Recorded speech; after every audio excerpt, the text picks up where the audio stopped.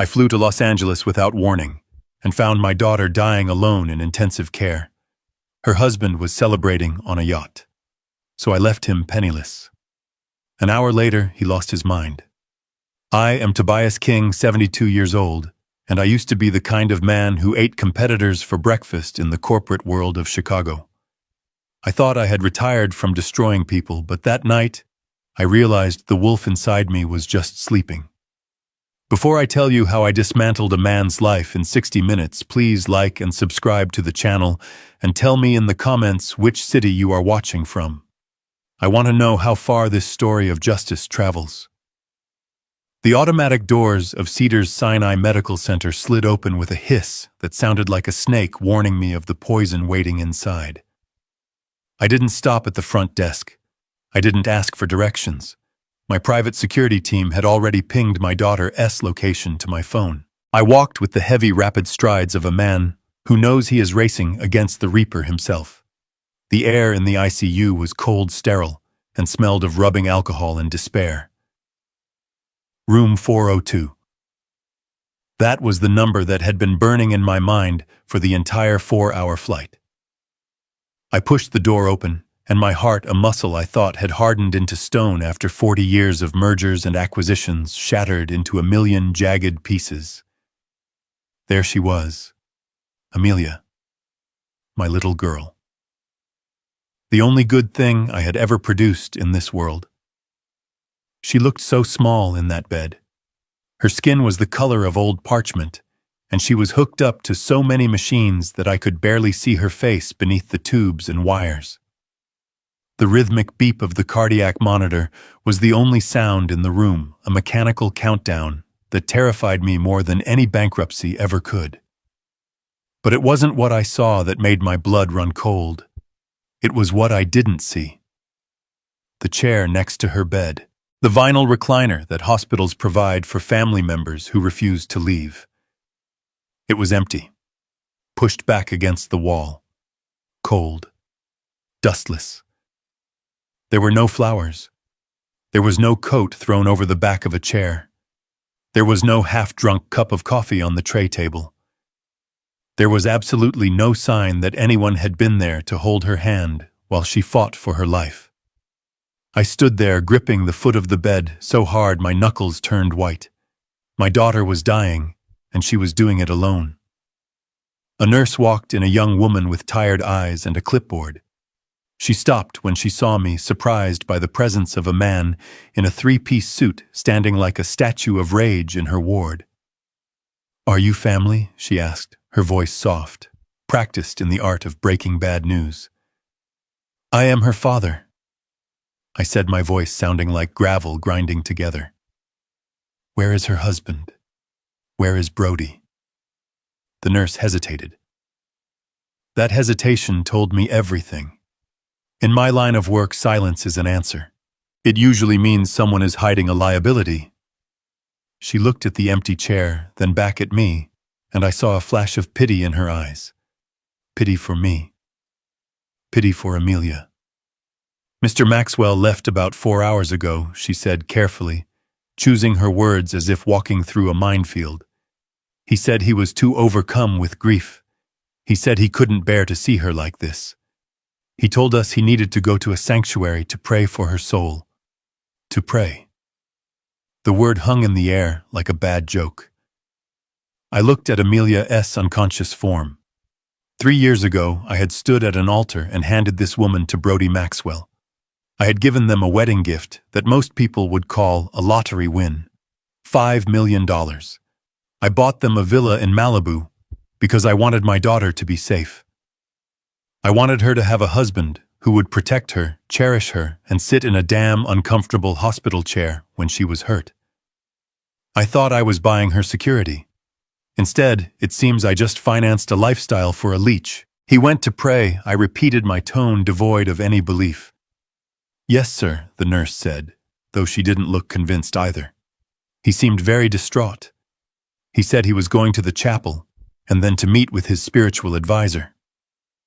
I nodded slowly. I didn't yell at the nurse.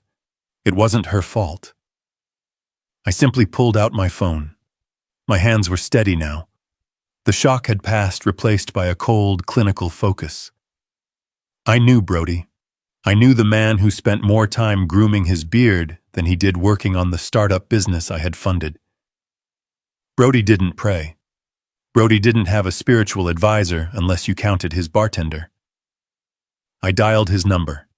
It rang once, twice, 3 times. I watched my daughter's chest rise and fall, mechanically driven by a ventilator, while I waited for the man who promised to love her in sickness and in health to answer his phone. "Hello, Dad, Brody." Oh, gosh, his voice came through the speaker. He was whispering. It was a theatrical, breathless whisper designed to sound like a man broken by sorrow. "Brody," I said, keeping my voice level. "I am at the hospital. The chair is empty. Where are you?" "Oh, Dad. It is just too hard." He sobbed, or at least made a sound that mimicked a sob. "I am at the cathedral downtown. I am on my knees, Dad. I am begging God to save her. I just couldn't watch the machines anymore. I needed to be close to the Holy Spirit. It was a good performance, almost Oscar-worthy. Except for one thing. Brody was careless. He hadn't muted his surroundings properly. In the background, beneath his fake whimpering, I heard something. It wasn't the solemn quiet of a cathedral. It wasn't the chanting of monks or the murmur of prayer. It was a rhythmic thumping, a heavy bass beat. Thump, thump, thump, and then the distinct clink of crystal glasses toasting. And a laugh. A woman's laugh, high-pitched and carefree. "You are at the cathedral?" I asked, my eyes narrowing as I looked at the heart monitor tracking Amelia's struggle. "Yes, Dad. It is very peaceful here." Brody lied the bass in the background, getting louder for a second, as if a door had opened. "I am lighting a candle for her right now. Please tell me there is good news." "There is news, Brody," I said, my voice dropping to a register that used to make CEOs sweat in boardrooms. "Stay there. Keep praying. I will handle everything here." I hung up the phone before he could say another word. I stood in the silence of the ICU, but my head was full of noise. I looked at my daughter one last time.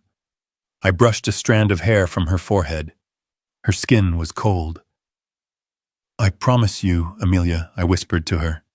"He won't get away with this." I walked out of the room and signaled to the head of my security detail who was waiting in the corridor.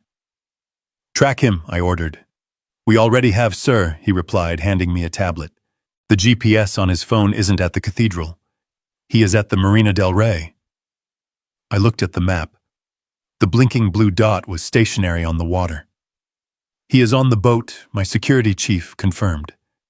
"The one you bought for them last Christmas. The Amelia's dream." He wasn't praying. He was partying.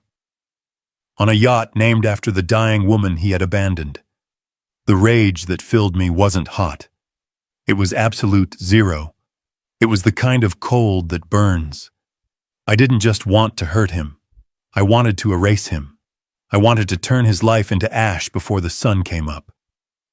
Just then, the chief of surgery came around the corner looking frantic. He spotted me and rushed over, sweat beading on his forehead. "Mr. King, thank God you are here," he said, breathless. "We need to operate immediately to relieve the pressure on her brain. It is critical. But we need a signature from the next of kin or a legal guardian." I frowned. Her husband. Brody. Didn't he sign the forms before he left? The doctor shook his head, his face grim. "That is the problem. We called him 3 times. He refused to give verbal consent over the phone.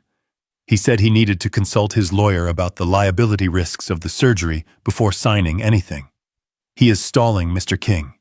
And if we don't operate in the next hour, your daughter is going to die."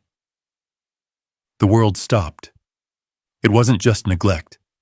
It wasn't just a party. He was stalling. He was letting the clock run out. He wanted her to die. I looked at the doctor. "Bring me the papers. I will sign everything.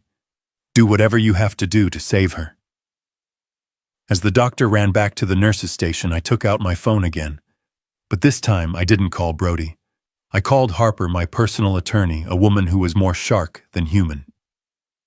Wake up, Harper, I said. We have a situation. Activate the Omega Protocol. I want Brody Maxwell destitute by sunrise.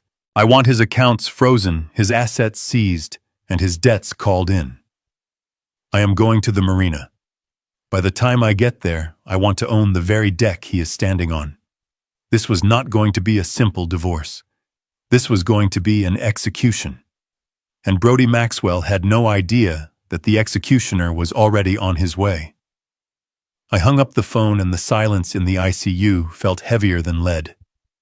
Brody was praying, lighting candles, seeking solace in the Holy Spirit. The lies dripped from his mouth like cheap syrup. I didn't scream. I didn't throw the phone against the wall, though every fiber of my being wanted to shatter something. In the business world, they called me the Ice King because I never let emotion dictate my next move. Rage is useful fuel, but a terrible driver. I tapped the screen of my phone and dialed a number that wasn't in any public directory. It connected immediately. Find him, I said. I didn't need to say a name. My head of security, a former Mossad agent named Lev, knew exactly who I was talking about. We had been tracking Brody's spending for months, but tonight I needed more than credit card receipts. I needed coordinates. On it, Lev replied. His voice was calm, efficient, detached. Just the way I liked it. Give me 5 minutes. 5 minutes. It felt like 5 years. I looked back at Amelia. My beautiful Amelia. She was the only thing in this world that mattered.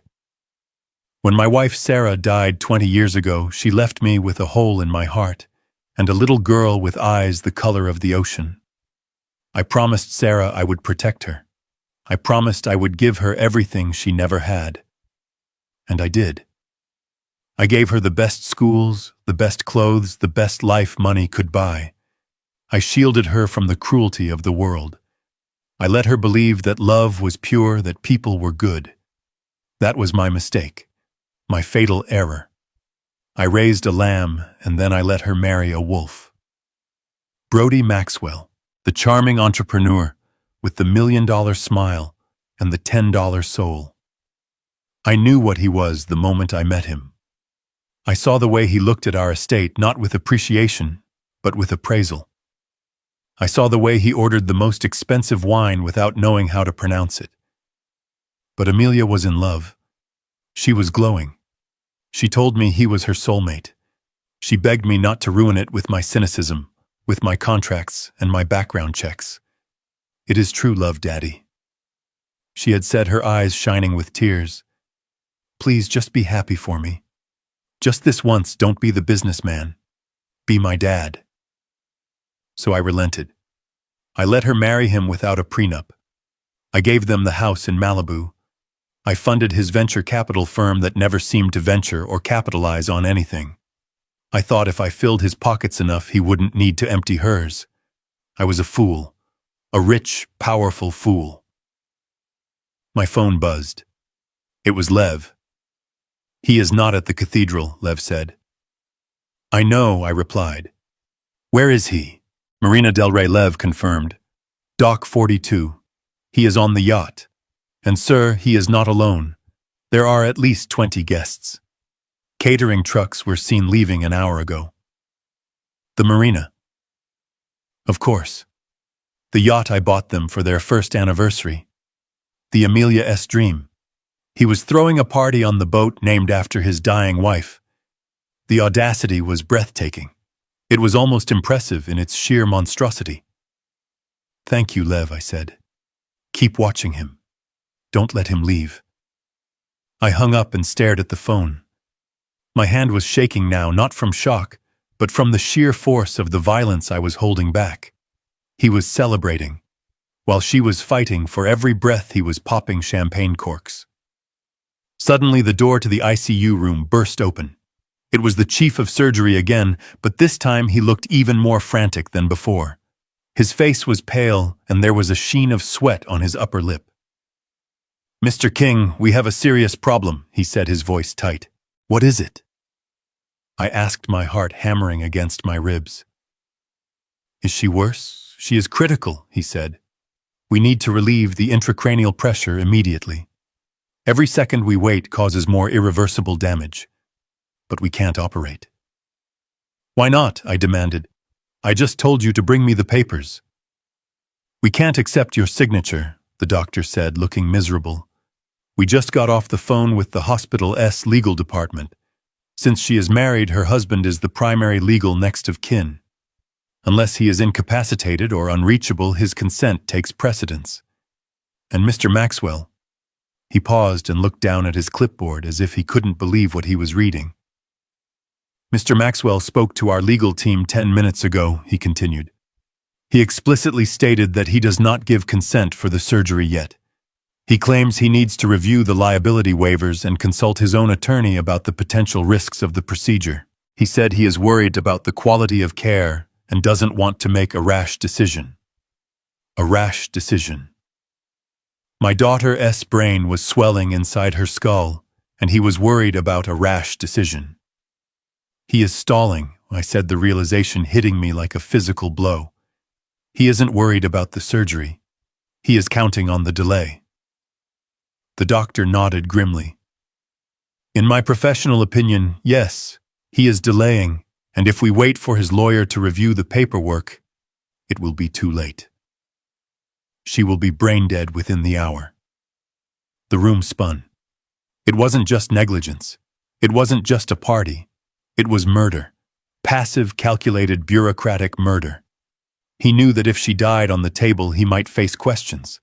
But if she died because the surgery was too risky, because he was just being a cautious husband, he would walk away with everything.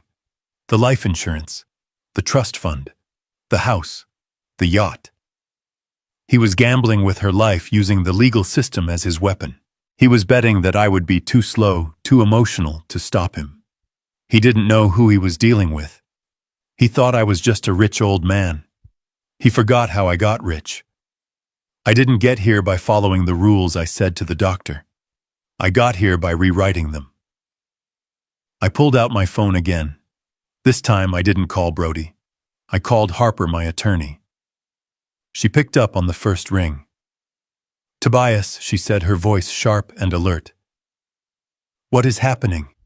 "He is blocking the surgery." I said, my voice low and dangerous. "He is asserting his rights as next of kin to delay the procedure. He is trying to kill her, Harper." I heard the rapid clicking of a keyboard on the other end. "I am looking at the hospital's bylaws right now," Harper said. "We can file an emergency injunction. We can petition the court for emergency guardianship." "How long?" I asked. "Best case scenario," Harper said. 2 hours to get a judge on the line. Maybe 3 to get the order signed." "Too long," I said. "She has less than an hour." "Then we need leverage," Harper said. "We need to make him sign." "What do we have?" I looked out the window of the hospital room, towards the distant lights of the city, towards the marina. "We have everything," I said. Harper listened to me carefully. "I want you to buy the debt." "Which debt?" Harper asked. "All of it," I said. "I want you to buy the mortgage on the Malibu house. I want you to buy the loan on the yacht. I want you to buy his car note. I want you to find every cent he owes to anyone in this city, and I want you to own it." "Tobias, that will take time," Harper warned. "Not for you," I said. "You know the bankers. You know the sharks. Call in every favor I have ever done. Offer them double the value of the debt. Triple it. I don't care. Just get the paper. I want to be the only person Brody Maxwell owes money to in this world, and I want to call it all in tonight." I could hear the smile in Harper's voice. It was a cold, predatory smile. "Consider it done," she said. "I will have the papers in 20 minutes. I hung up. I turned to the doctor. "Get the operating room ready," I ordered. "But Mr. King, the legal department—" The doctor started to protest. Screw the legal department, I snapped. You prep the room. I am going to get that signature. I walked out of the ICU. I didn't run. Running is for people who are panicked. I wasn't panicked. I was on a mission. I walked past the nurses' station, past the security guards, past the weeping families in the waiting room. I walked out into the cool night air of Los Angeles. My driver was waiting at the curb. The marina, I said, as I got into the back of the black sedan. And step on it. As the car tore through the streets of LA, I looked at my phone. Lev had sent me a live feed from a drone he had deployed over the marina. On the screen, I could see the Amelia S. Dream. It was lit up like a Christmas tree. People were dancing on the deck. Waiters were passing trays of hors d'oeuvres. And there, in the center of it all, was Brody. He was wearing a white linen suit, holding a glass of champagne, and laughing. His head was thrown back, his arm around the waist of a blonde woman in a red dress. He looked like a king holding court. He looked like a man who had just won the lottery. Enjoy it, Brody, I whispered to the screen. Enjoy your last drink, because the hangover is going to be hell. I watched as he raised his glass in a toast. I couldn't hear what he was saying, but I could imagine. To freedom, to money, to the stupid old man and his dying daughter. He had no idea that the stupid old man was 10 minutes away. He had no idea that the debt he thought was his ticket to freedom was about to become a noose around his neck. I checked my watch. 45 minutes left. 45 minutes to save my daughter. 45 minutes to destroy her husband. It was plenty of time. I grabbed the clipboard from the doctors, shaking hands. I didn't ask for permission. I didn't wait for the hospital legal team to finish their debate about liability and next of kin. I pulled a fountain pen from my inside pocket, the heavy platinum Mont Blanc I used to sign mergers that dismantled companies, and I scribbled my signature across the bottom of the liability waiver. It was a document that said if she died on that table, I would not sue. It was a document that said I was taking full financial and legal responsibility for the life of my daughter. I am the bank. I told the surgeon, my voice low and dangerous, vibrating, with the kind of authority that doesn't leave room for argument. I am the law in this room. If you wait for that man to give you permission, you are an accomplice to her murder. You operate now, or I will bury this hospital under so much litigation, your grandchildren will be paying the legal fees. The doctor looked into my eyes and saw something that scared him more than a malpractice lawsuit. He saw a father who had nothing left to lose. He nodded once, sharp and terrified, and ran back into the trauma bay, shouting orders to his team. I watched them wheel Amelia through the double doors. I saw the lights of the operating theater flicker on. I couldn't go in there. I couldn't hold the scalpel. My job in that building was done. Now I had work to do outside. I turned to the two men standing silently behind me. Lev S. Best operatives, ex-military. Stone-faced. No one gets in, I ordered, pointing at the swinging doors. Especially not her husband. If Brody Maxwell shows up here, if he tries to enter that room, if he even looks at the door, you stop him. Break his legs if you have to. But do not let him near her. Understood, sir, one of them said. I turned and walked out into the Los Angeles night. The air was cool, but my skin felt like it was burning. My driver held the door of the sedan open, and I slid into the leather seat. Marina del Rey, I said. The car surged forward, merging onto the freeway. I stared out the window at the blur of red taillights. Every minute that passed was a minute my daughter was being cut open, and a minute her husband was celebrating her demise. The drive felt like an eternity, but also like a blink of an eye. When we pulled up to the private dock, the smell of the ocean hit me, mixed with the smell of diesel and money. And there it was. The Amelia S. Dream. The 70-foot azimuth yacht I had paid for 3 years ago. I remembered the day I signed the check. Amelia had been so happy. She had smashed the champagne bottle against the hull, laughing, while Brody stood beside her wearing a Captain S hat, that looked ridiculous on him. Now that same vessel was a crime scene in my eyes. It was lit up like a floating nightclub. Blue and purple underlights made the water around the hull glow with an artificial toxic radiance.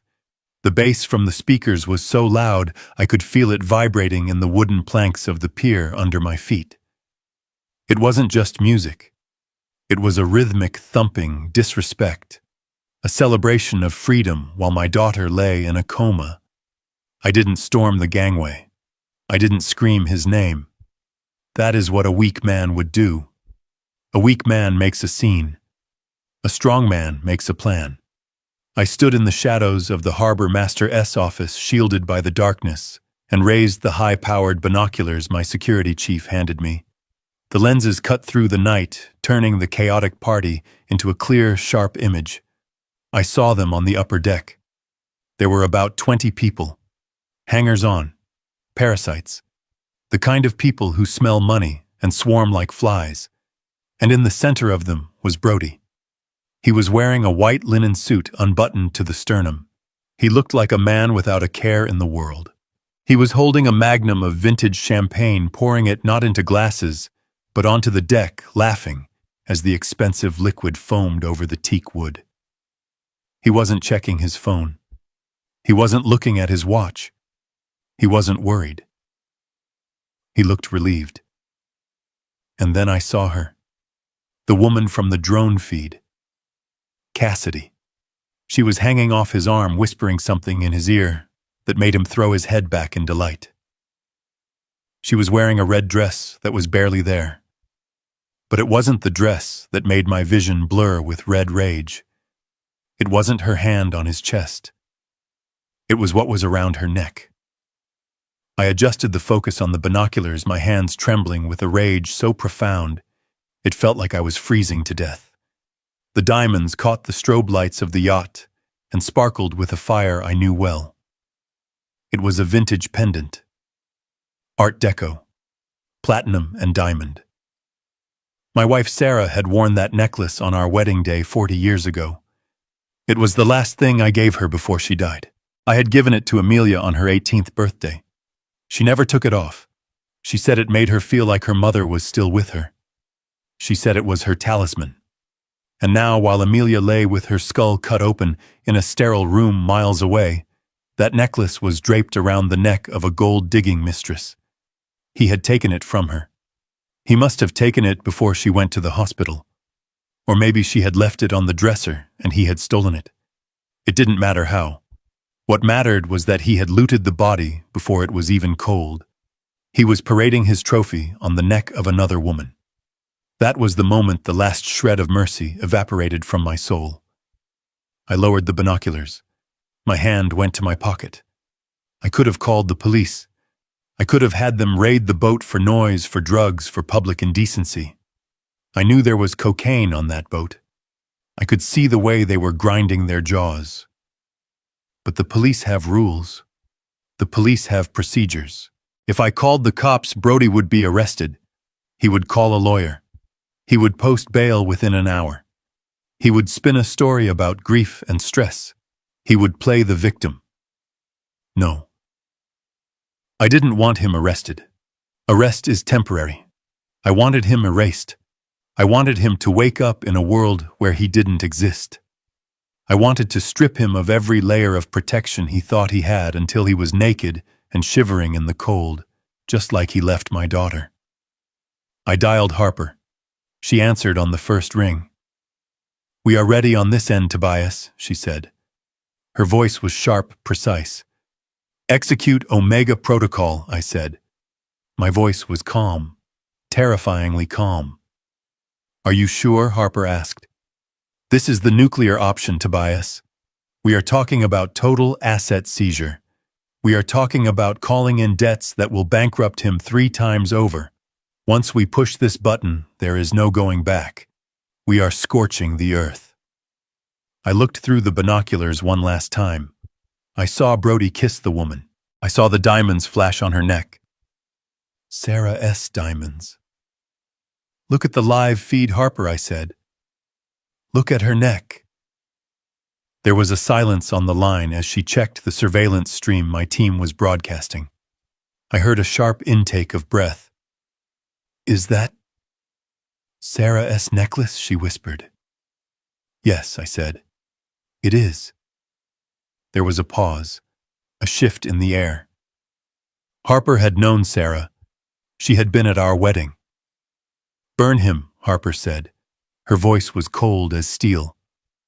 "I am executing the buy orders now." "Good," I said. "I want him penniless before the sun comes up. I want the clothes on his back to be the only thing he owns. I want his credit cards to turn into plastic scrap. I want his car repossessed while he is looking at it. And Harper makes sure the tow trucks are waiting at the end of the dock."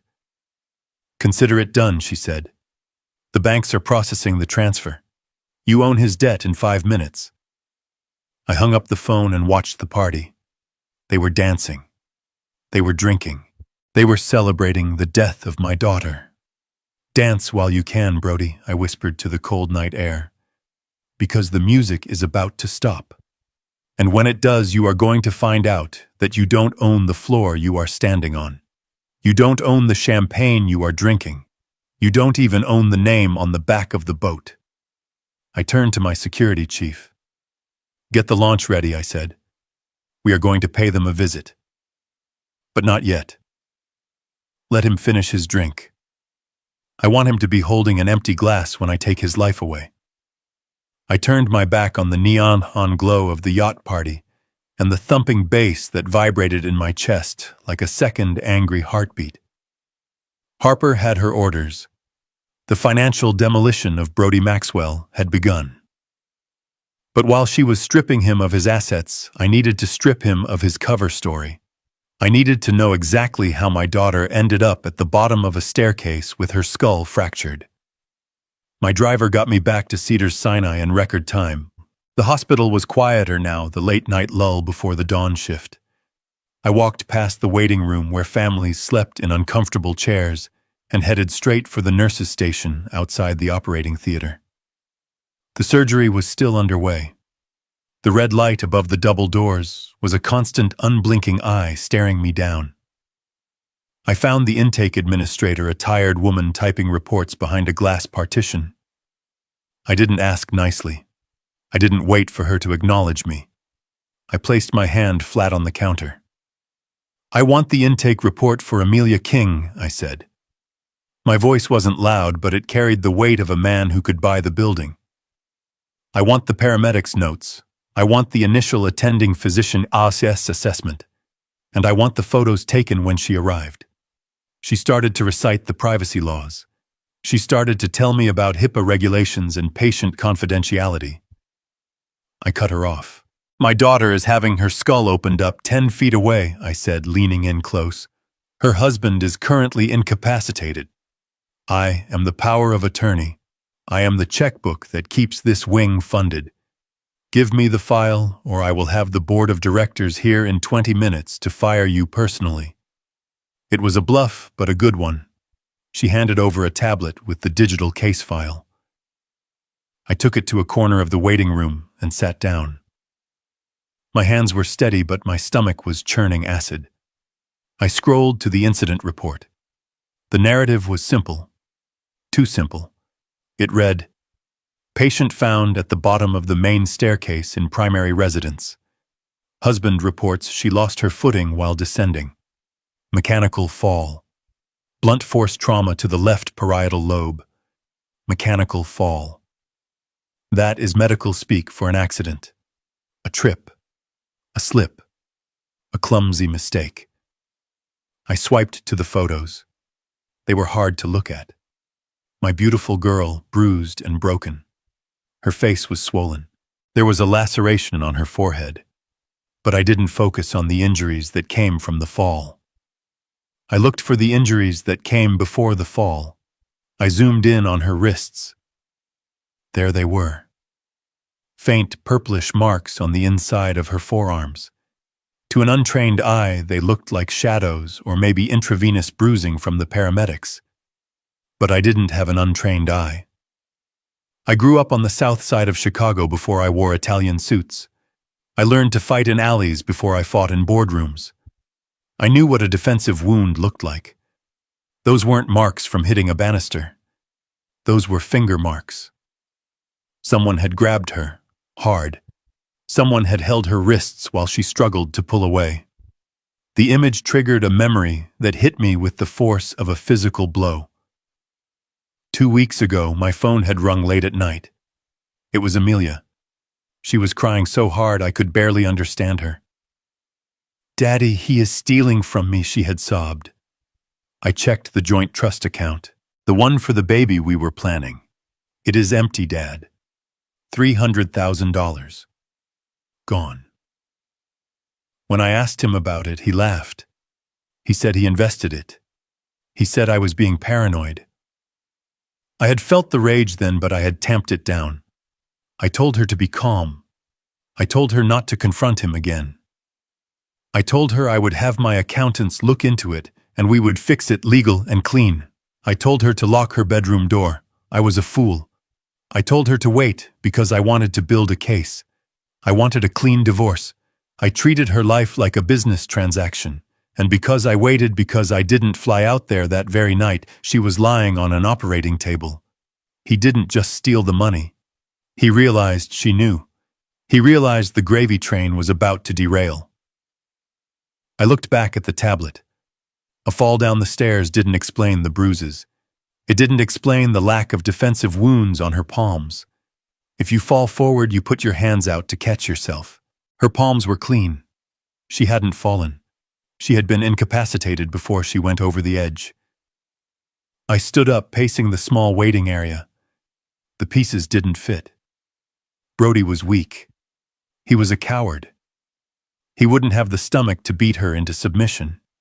He would need a cleaner way, a quieter way. Just then I felt a presence behind me. I turned around. It was a nurse, not the one from the front desk. This was a young man, probably in his late 20s, wearing blue scrubs. He looked nervous. He kept glancing at the security cameras in the ceiling. "Mr. King," he whispered. "Yes," I said, stepping into the blind spot of the hallway pillar. "I was the triage nurse when she came in," he said, his voice shaking. "I drew her blood work before she went to scans, and I asked, sensing he was holding back something vital. The attending physician. He is a good man, but he is overworked," the nurse said rapidly. He looked at the trauma. He looked at the head wound. He treated the immediate threat, but he missed something in the blood panel. Or maybe he didn't miss it. Maybe he just thought it was a lab error because it didn't make sense. What didn't make sense, I demanded, gripping his shoulder. The nurse reached into his pocket and pulled out a crumpled printout. It wasn't part of the official digital file I had just read. It was a raw lab result. Her glucose levels were critically low, the nurse said. 40 milligrams per deciliter. She was in hypoglycemic shock. But look at the insulin levels. I looked at the numbers. I didn't need to be a doctor to see the anomaly. The insulin level was off the charts. It was sky high. "Is my daughter diabetic?" I asked the nurse, even though I knew the answer. "No, sir," the nurse said. "Her medical history is clean. No diabetes. No history of hypoglycemia. There is no physiological reason for her to have that much insulin in her system. Her pancreas couldn't produce that much if it tried." I stared at the paper. The numbers blurred into a red haze. "Exogenous," the nurse whispered. "That is what we call it. It came from outside the body." "Someone injected her," I said, my voice flat. The nurse nodded. "A large dose. Enough to cause confusion, dizziness, muscle weakness. Enough to make someone pass out or stumble. If you injected someone with that much insulin and they were standing at the top of a staircase, they wouldn't be able to catch themselves." I finished the sentence for him. They would fall like a stone. It wasn't an accident. It wasn't a fight that got out of hand. It was a cold, calculated execution. Brody knew he couldn't beat her in a physical fight. She was fit, she was strong. So he drugged her. He waited until she was disoriented, until her brain was starving for sugar, until her legs gave out. And then he gave her a push. The bruises on her wrists were from him holding her steady while he stuck the needle in. I looked at the nurse. Does anyone else know this? I put the note in the file, but I think it got lost in the shuffle of the emergency surgery, the nurse said. I just thought you should know.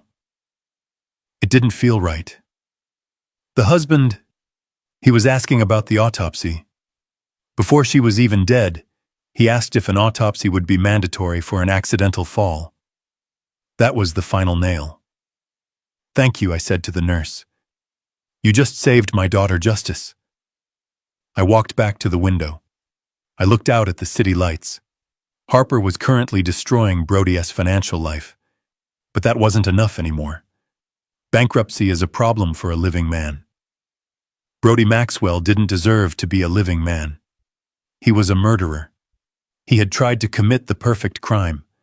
He used a weapon that disappears from the bloodstream, a weapon that mimics natural causes. He thought he was smart. He thought he was the wolf, but he forgot one thing. Wolves hunt in packs. But a lion hunts alone. And he had just walked into the lion's den. I took a picture of the lab report and sent it to my private server, encrypted and secure. Then I texted Harper. Change of plans. Do not just bankrupt him. Trap him. I needed him to come to the hospital. I needed him to walk into this room thinking he had won. I needed to see the light go out of his eyes when he realized that I knew everything. The surgery doors opened. The doctor came out looking exhausted. Mr. King, he said. I turned slowly. The grief was gone. The fear was gone. There was only the mission. Is she alive? I asked. She is, the doctor said. We stopped the bleeding. She is in a coma, but she is alive. Good, I said. Keep her alive, because her husband is coming to visit. And I want her to hear him scream. My phone vibrated in my hand, cutting through the sterile silence of the waiting room like a drill. It was Harper. I answered immediately. My eyes never leaving the red light above the operating theater doors, where surgeons were currently trying to repair the damage my son-in-law had caused. Report? I said, my voice flat. It is worse than we thought, Tobias Harper said, her voice lacking its usual composure. I pulled his credit file. I pulled the property records. Tobias, the Malibu house is leveraged. That is impossible, I snapped. I paid cash for that estate. $5 million. The deed is clear. It was clear, Harper corrected, until 6 months ago. Brody took out a hard money loan against the property. Since his name is on the title as a joint tenant with right of survivorship, he didn't need Amelia's signature for a loan up to 50% of the value. He borrowed $3 million, Tobias. $3 million. I felt a vein in my temple throb. I had given them that house as a sanctuary, a fortress against the world, and he had turned it into an ATM. Where is the money? I asked. Though I already suspected the answer. Gone, Harper said. I traced the transfers. He moved it all into offshore crypto exchanges. He was gambling, Tobias. He was betting on altcoins and futures. He lost it all. Every cent. The lender has already sent a notice of default. They were going to foreclose next week. The pieces of the puzzle slammed together with a deafening click. The insulin. The fall. The delay in calling 911. The delay in signing the surgical consent forms. It wasn't just about getting rid of a wife he didn't love. It was about survival. He was drowning. He was days away from being homeless, from being exposed as a fraud who had squandered a fortune. He needed a bailout. Did he have insurance? I asked, my voice dropping to a whisper. Harper sighed. That is the final nail, Tobias. He took out a term life policy on Amelia 30 days ago. $10 million.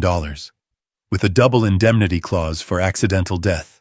If she dies from a fall down the stairs, he gets $20 million tax-free. $20 million. That was the price tag he put on my daughter's life. He was going to use her blood money to pay off his gambling debts and buy himself a new life with his mistress. It was so simple, so crude, so utterly devoid of humanity. He isn't grieving, Harper, I said. He is waiting for a wire transfer. What do you want to do? Harper asked. We can freeze the insurance payout. We can tie it up in probate for years. No, I said. That is defense. I want to play offense. Who holds the note on the Malibu house? A private equity firm in Nevada, Harper replied. Silver State Lending. They are sharks, Tobias. They charge 12% interest, and they don't negotiate.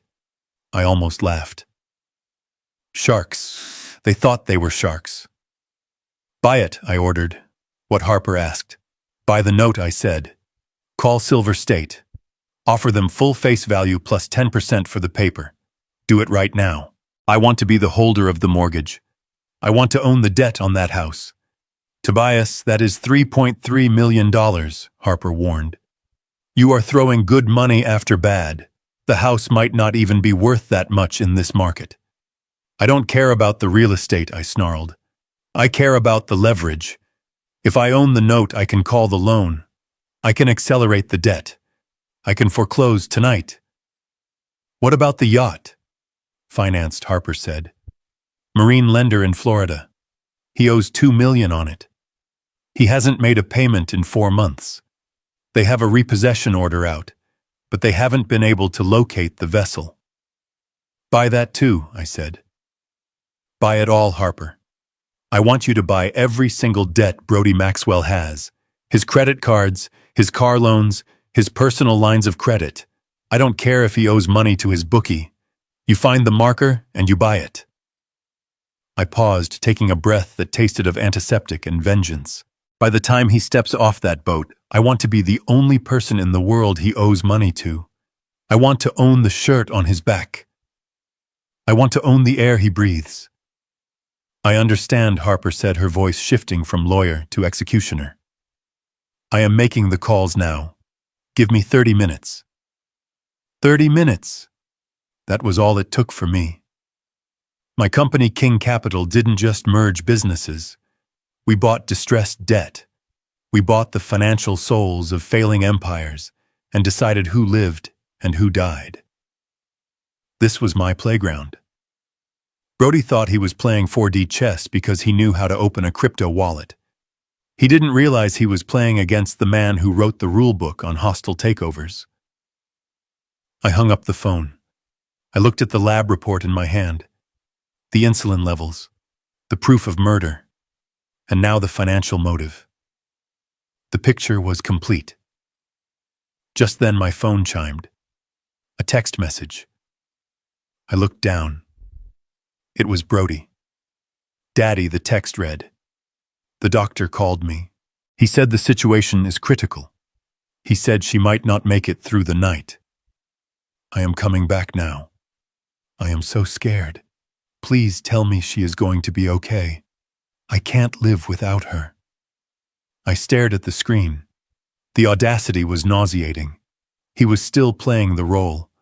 He was setting the stage for his grand entrance as the grieving widower. He was coming to the hospital not to hold her hand, but to ensure she died. He needed to be there when the monitor flatlined, so he could perform his grief for the doctors, so he could sign the death certificate, so he could collect his $20 million. He was scared, all right. He wasn't scared of losing her.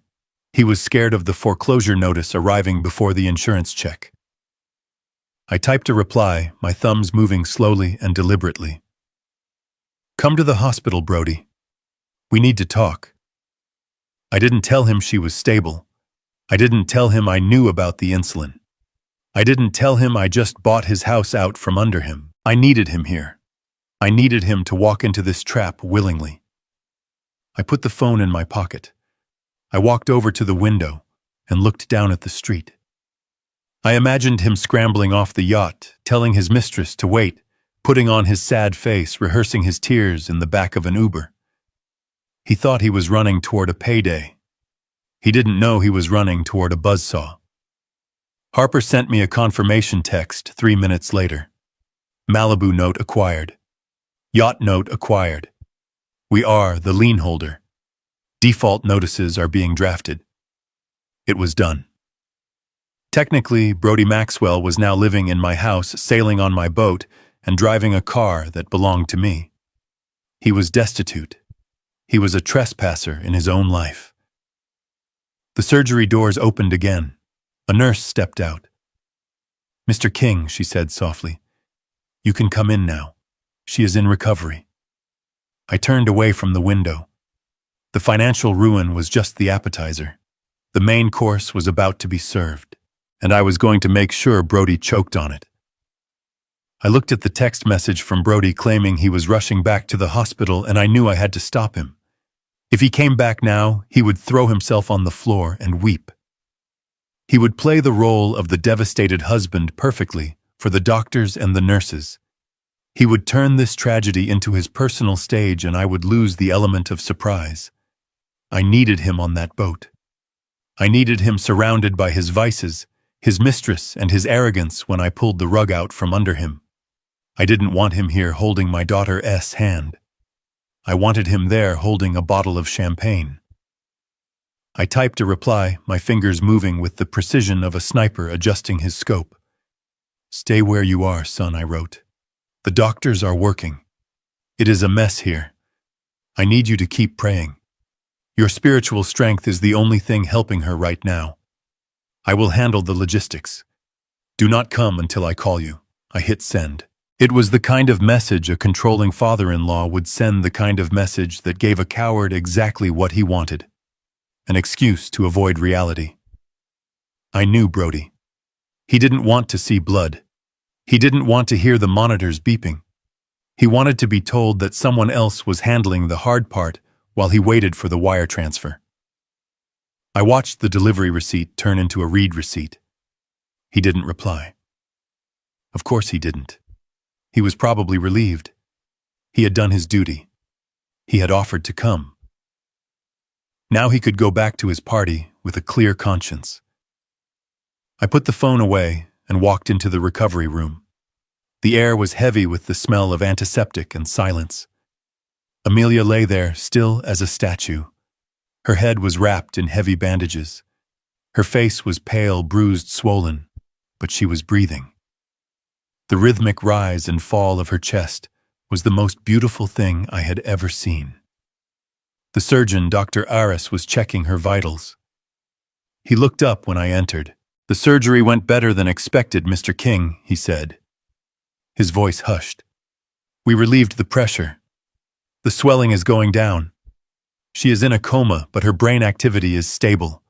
She is a fighter. If she makes it through the next 12 hours, her prognosis is good." I nodded, feeling a wave of relief so strong it almost brought me to my knees. She was going to live. My girl was going to live. But then I looked past the doctor to the corner of the room. There was a nurse standing there, a young woman with dark hair adjusting an IV drip. I had seen her earlier. She was the one who had been texting frantically when I first arrived. She was the one who had looked at Brody with a little too much familiarity when he visited last week, according to my security logs. If Brody had a mole inside the hospital, it was her. She was the leak. I needed Brody to believe he had won. I needed him to let his guard down completely. I needed him to celebrate. I walked over to the bed and took Amelia's cold hand in mine.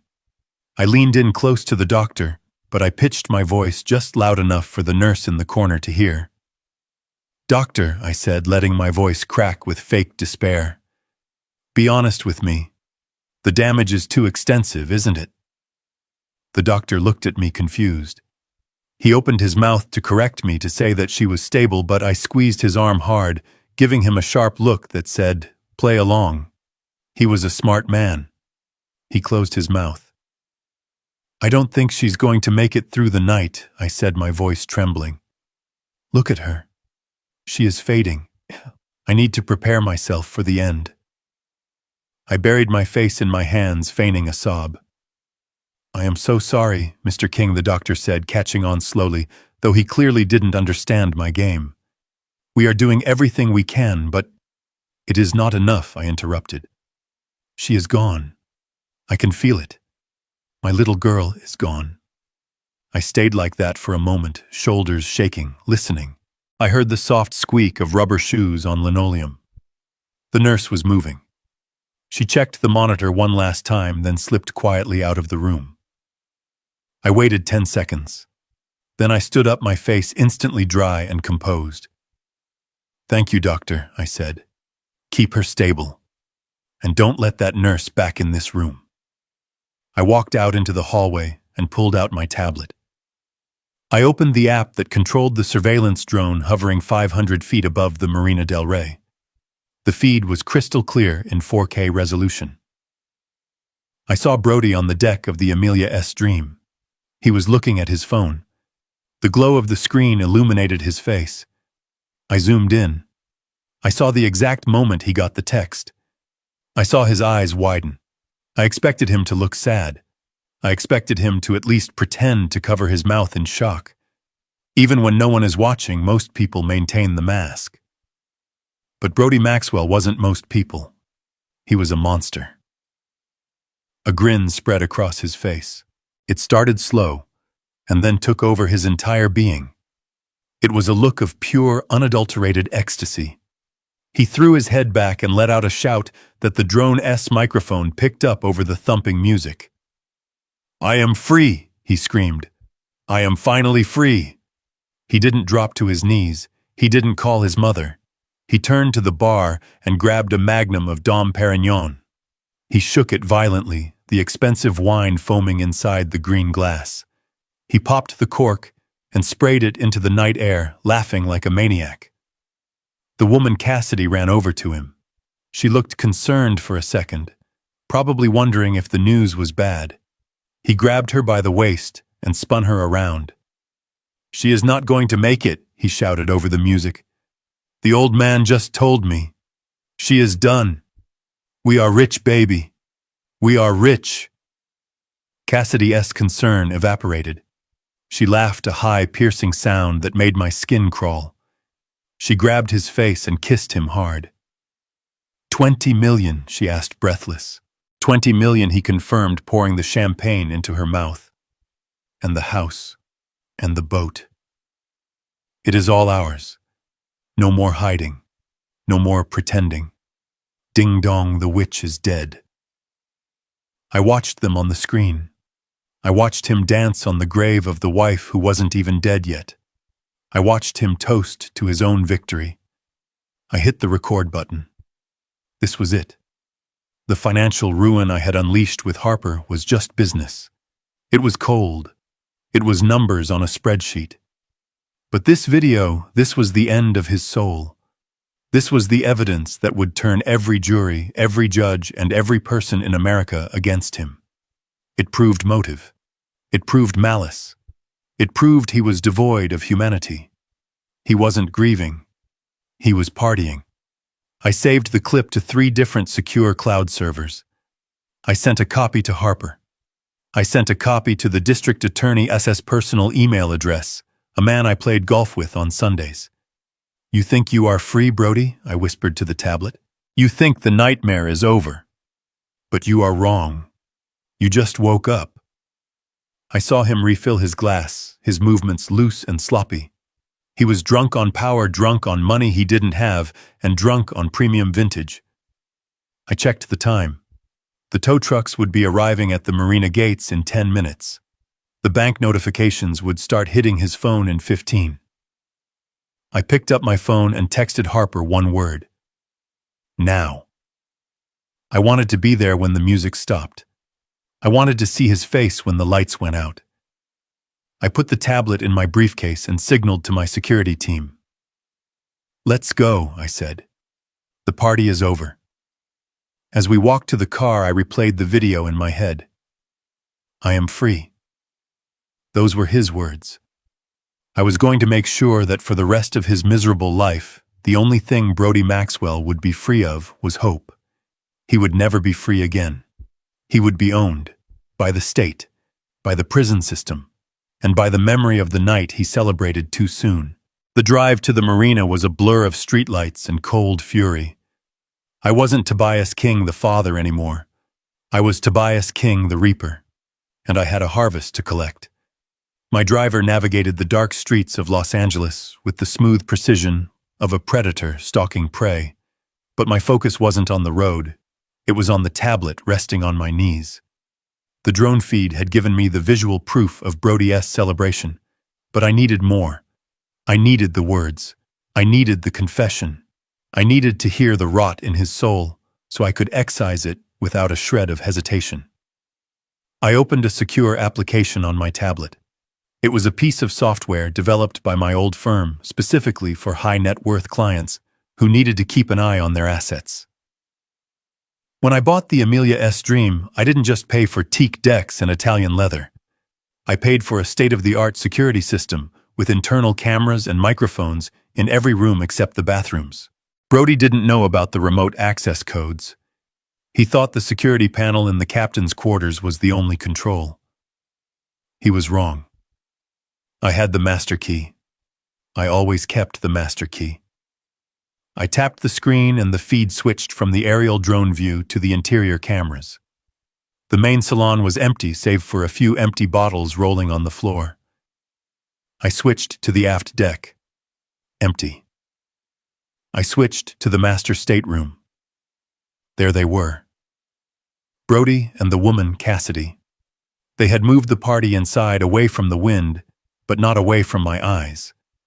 They were sitting on the edge of the king-sized bed, the bed that was supposed to be my daughter's sanctuary. Brody was refilling their glasses, his movements loose and sloppy, the adrenaline of his perceived victory mixing with the alcohol.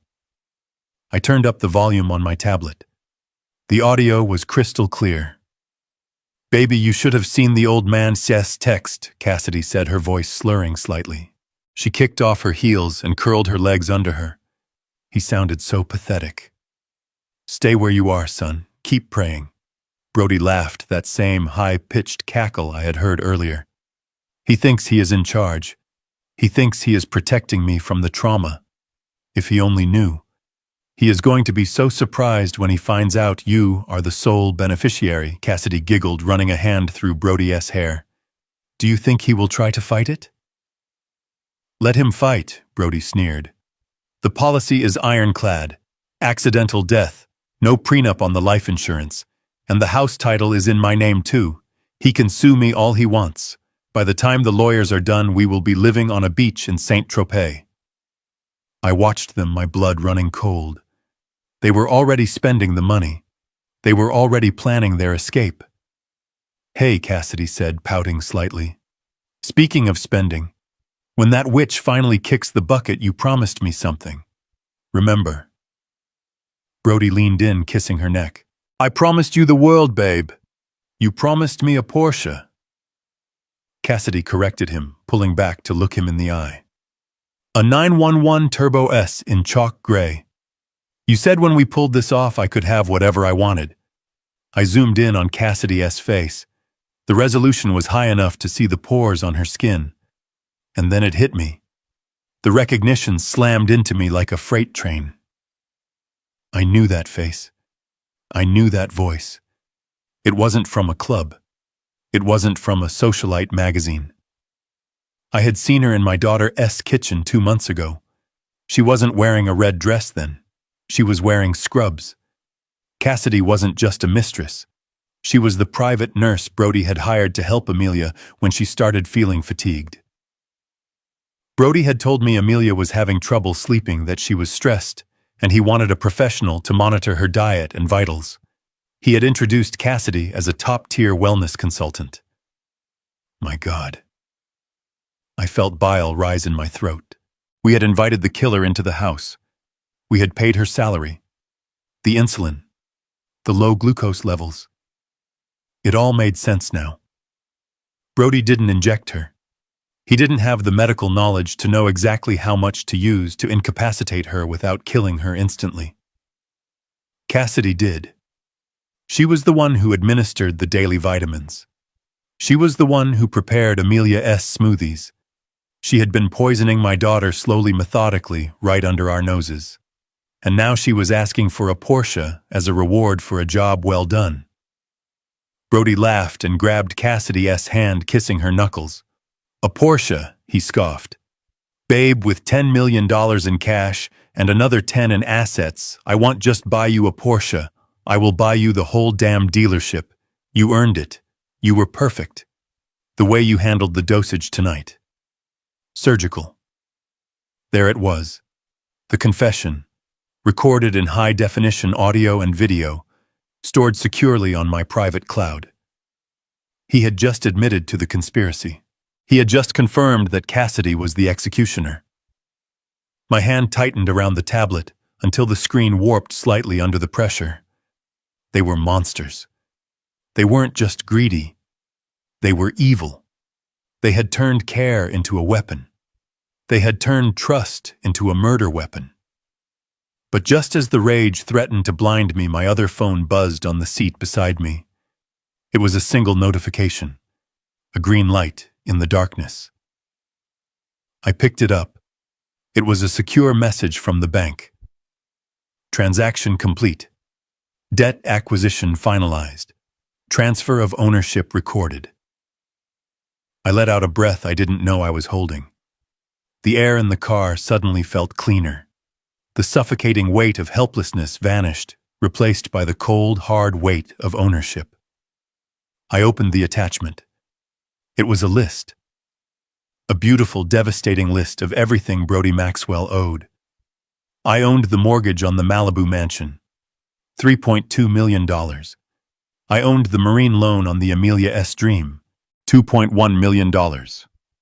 I owned the lease on his Range Rover. I owned his personal credit card debt, which was staggering nearly $400,000 across 6 cards. I even owned a personal loan he had taken out from a shady hard money lender in Vegas, a debt Harper had miraculously tracked down and purchased for cents on the dollar. Total liability, $6.1 million. Brody Maxwell didn't have $6 million. He didn't have $6,000. He was banking on $20 million of blood money that was never going to come. I looked back at the tablet screen. Brody was pouring more champagne, oblivious to the fact that the ground beneath his feet had just shifted tectonically. He thought he was the king of the world. He thought he was celebrating on his yacht, in his master stateroom. He was wrong. He was celebrating on my yacht. He was drinking my champagne. He was sleeping with his accomplice in my bed. He was trespassing. I looked at the driver. How far? 2 minutes, sir, the driver replied. We are passing the security gate now. Good, I said. I picked up the phone and dialed Harper. It is done, she answered before I could speak. You own him, Tobias. Every cent. Paperwork, I asked. Filed electronically, Harper said. You are the lien holder of record. You have the right to accelerate the debt immediately due to the breach of contract clauses regarding illegal activity and misuse of collateral. Illegal activity, I repeated, looking at the video of the drug-fueled party. Oh, we have plenty of that. I hung up. I looked at the tablet one last time. Brody was laughing again, oblivious. I hope you enjoyed the Porsche dream, Cassidy, I whispered, because you are about to find out that the only thing Brody can afford to give you is a ride in the back of a squad car. The car slowed down. We had arrived at the marina. I saw the flashing lights of the tow trucks Harper had arranged waiting in the shadows like wolves. I saw the outline of my private security team standing at the end of the dock. I opened the car door and stepped out. The sea air was cold and salty. I buttoned my jacket. I adjusted my cuffs. It was time to go aboard. It was time to introduce the new owner. I stood at the end of the dock, shrouded in the mist that rolled off the Pacific, my eyes fixed on the tablet screen. The digital glow illuminated the grim satisfaction on my face. On the deck of the Amelia S. Dream, the party was reaching a fever pitch. The champagne was flowing like water, but even the deepest wells run dry eventually. I watched as Brody signaled to the head of the catering staff, a man in a black vest holding a digital payment terminal. More Brody shouted over the music, his voice slurring with unearned confidence. "Bring out the reserves, the Cristal, and get some of that beluga caviar from the galley. We are celebrating tonight." The caterer nodded professionally and presented the terminal. It was a substantial bill. Thousands of dollars in alcohol and premium food consumed in less than 3 hours. Brody didn't even look at the total. He reached into his jacket pocket and pulled out a heavy black card. It was the Centurion card. The black card. It had my daughter's name on it, but he wielded it like Excalibur. He thought it was a magic wand that could conjure a lifestyle he hadn't earned. He tapped the card against the machine with a flourish, a gesture of supreme arrogance. He turned back to Cassidy, grinning, waiting for the beep of approval. But there was no beep. There was a harsh, discordant buzz. The red light on the top of the terminal flashed once, twice. I zoomed in on the feed.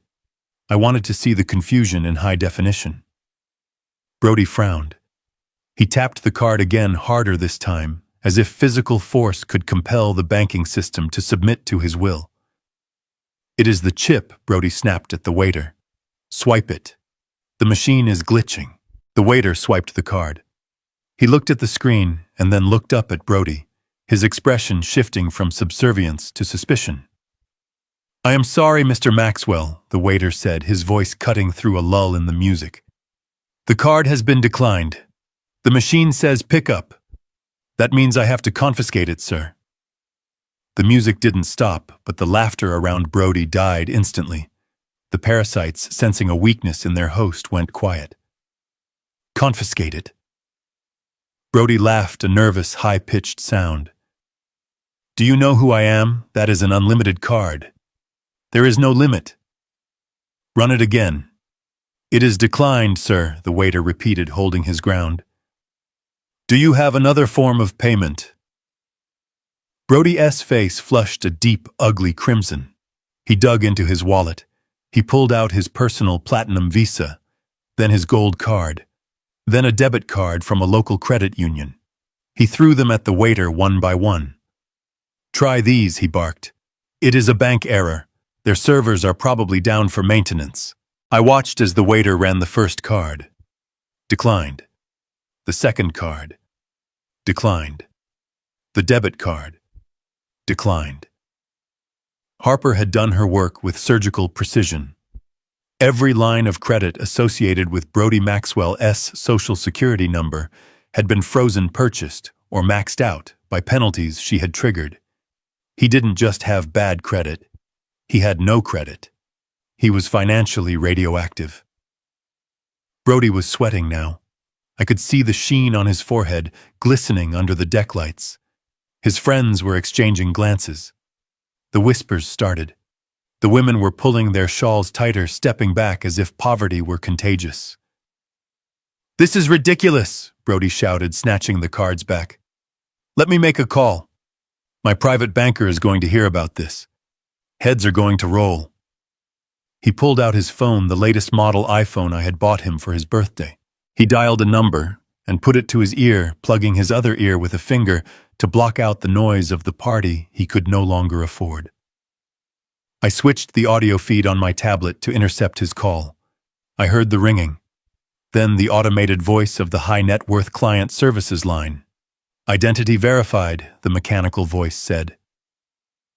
"Mr. Maxwell, please hold for an urgent message regarding your account status."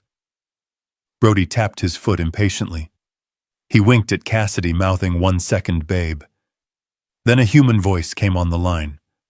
Cold, professional, unsympathetic. "Mr. Maxwell, this is the Fraud and Security Department." Finally, Brody hissed, "Unfreeze my cards. I am in the middle of an event, and your incompetence is embarrassing me." "Mr. Maxwell," the voice interrupted, "your accounts have not been frozen by error. They have been locked pursuant to an emergency request by the primary account holder's legal guardian." Brody froze. Guardian. My wife is the primary holder, he said, his voice trembling. And she is indisposed. I am her husband. I have power of attorney. Not anymore, sir, the voice said. We received a court-certified document 20 minutes ago. Due to Mrs. Maxwell's critical condition and an active investigation into financial irregularities, control of all joint and supplementary assets has reverted to her father, Mr. Tobias King. He has requested a full forensic audit. All spending is suspended immediately. Brody went pale. The color drained from his face so fast, he looked like a ghost. Her father, he whispered. But he is at the hospital. Mr. King has revoked your authorization, sir.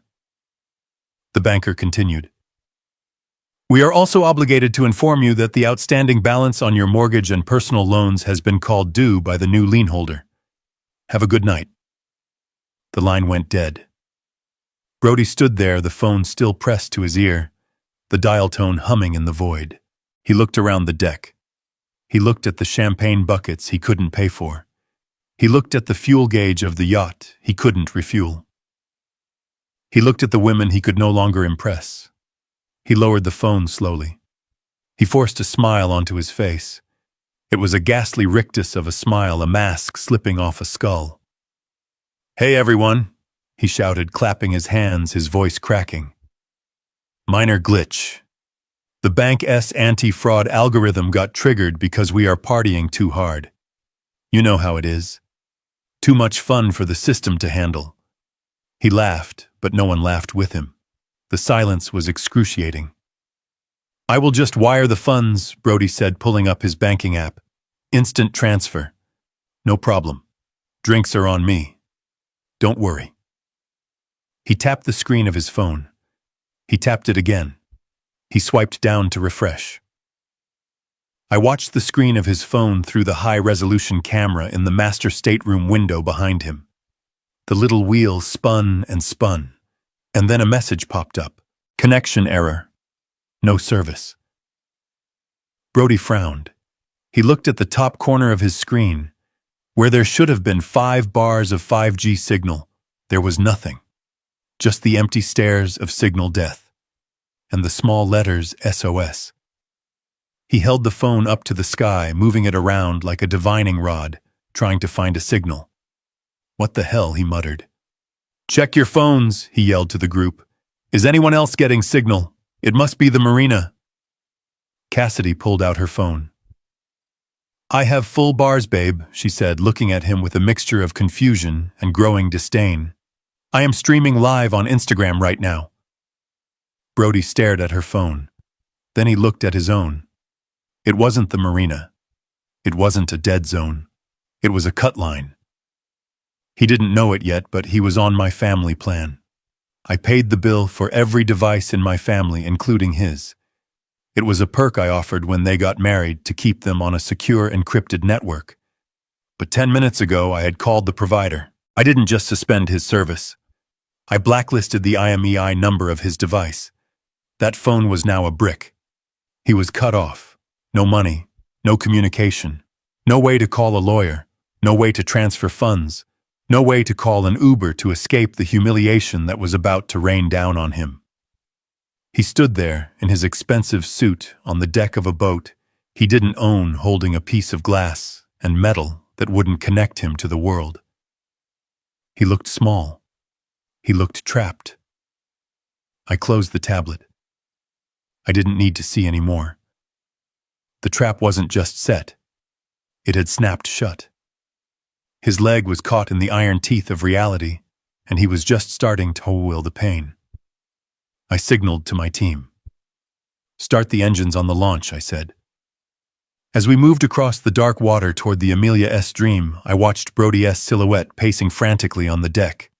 He was trying to borrow a phone from one of his guests, but they were turning away from him. They smelled the desperation on him like cheap cologne. They knew the party was over before he did. He was alone, surrounded by people, but utterly, completely alone, just like he left my daughter. But unlike Amelia, no one was coming to save him. The only thing coming for Brody Maxwell was me. The Coast Guard cutter and my private interceptor sliced through the water boxing in the Amelia's Dream with aggressive precision. The blue strobe lights from the patrol boat washed over the yacht's hull, turning the festive atmosphere into something resembling a raid. The music died instantly, replaced by the nervous murmur of the party guests, who realized their night of free champagne was over. I watched from the bow of my tender as my head of legal enforcement, a man named Stone, who looked like he was carved from granite, stepped from the interceptor onto the yacht's swim platform. He was followed by 4 large men in tactical gear. They weren't police, but in the dark, they looked enough like a SWAT team to send a wave of panic through the crowd. Brody rushed to the railing, his face a mask of confusion. He waved his arms, likely thinking the cavalry had arrived to fix his frozen bank accounts. "Over here," he shouted. "There's been a mistake, I need assistance." Stone ignored him, climbing the stairs to the main deck with the heavy, purposeful tread of an executioner. He didn't look at the guests or the spilled drinks. He walked straight up to Brody and thrust a document bound in blue legal paper into his chest. "Mr. Maxwell," Stone said, his voice projecting clearly across the silent deck, "I am the authorized representative for King Distressed Asset Management, the new holder of the note on this vessel." Brody stared at the paper, blinking rapidly. "King, that's my father-in-law's company." "Correct," Stone replied, his face impassive. "Mr. King purchased the marine mortgage on this vessel 17 minutes ago. You are currently in default." "Default?" Brody let out a high, hysterical laugh. "That's impossible. I missed a few payments, sure, but I have a grace period. My lawyer said they wouldn't move to seas for at least 90 days.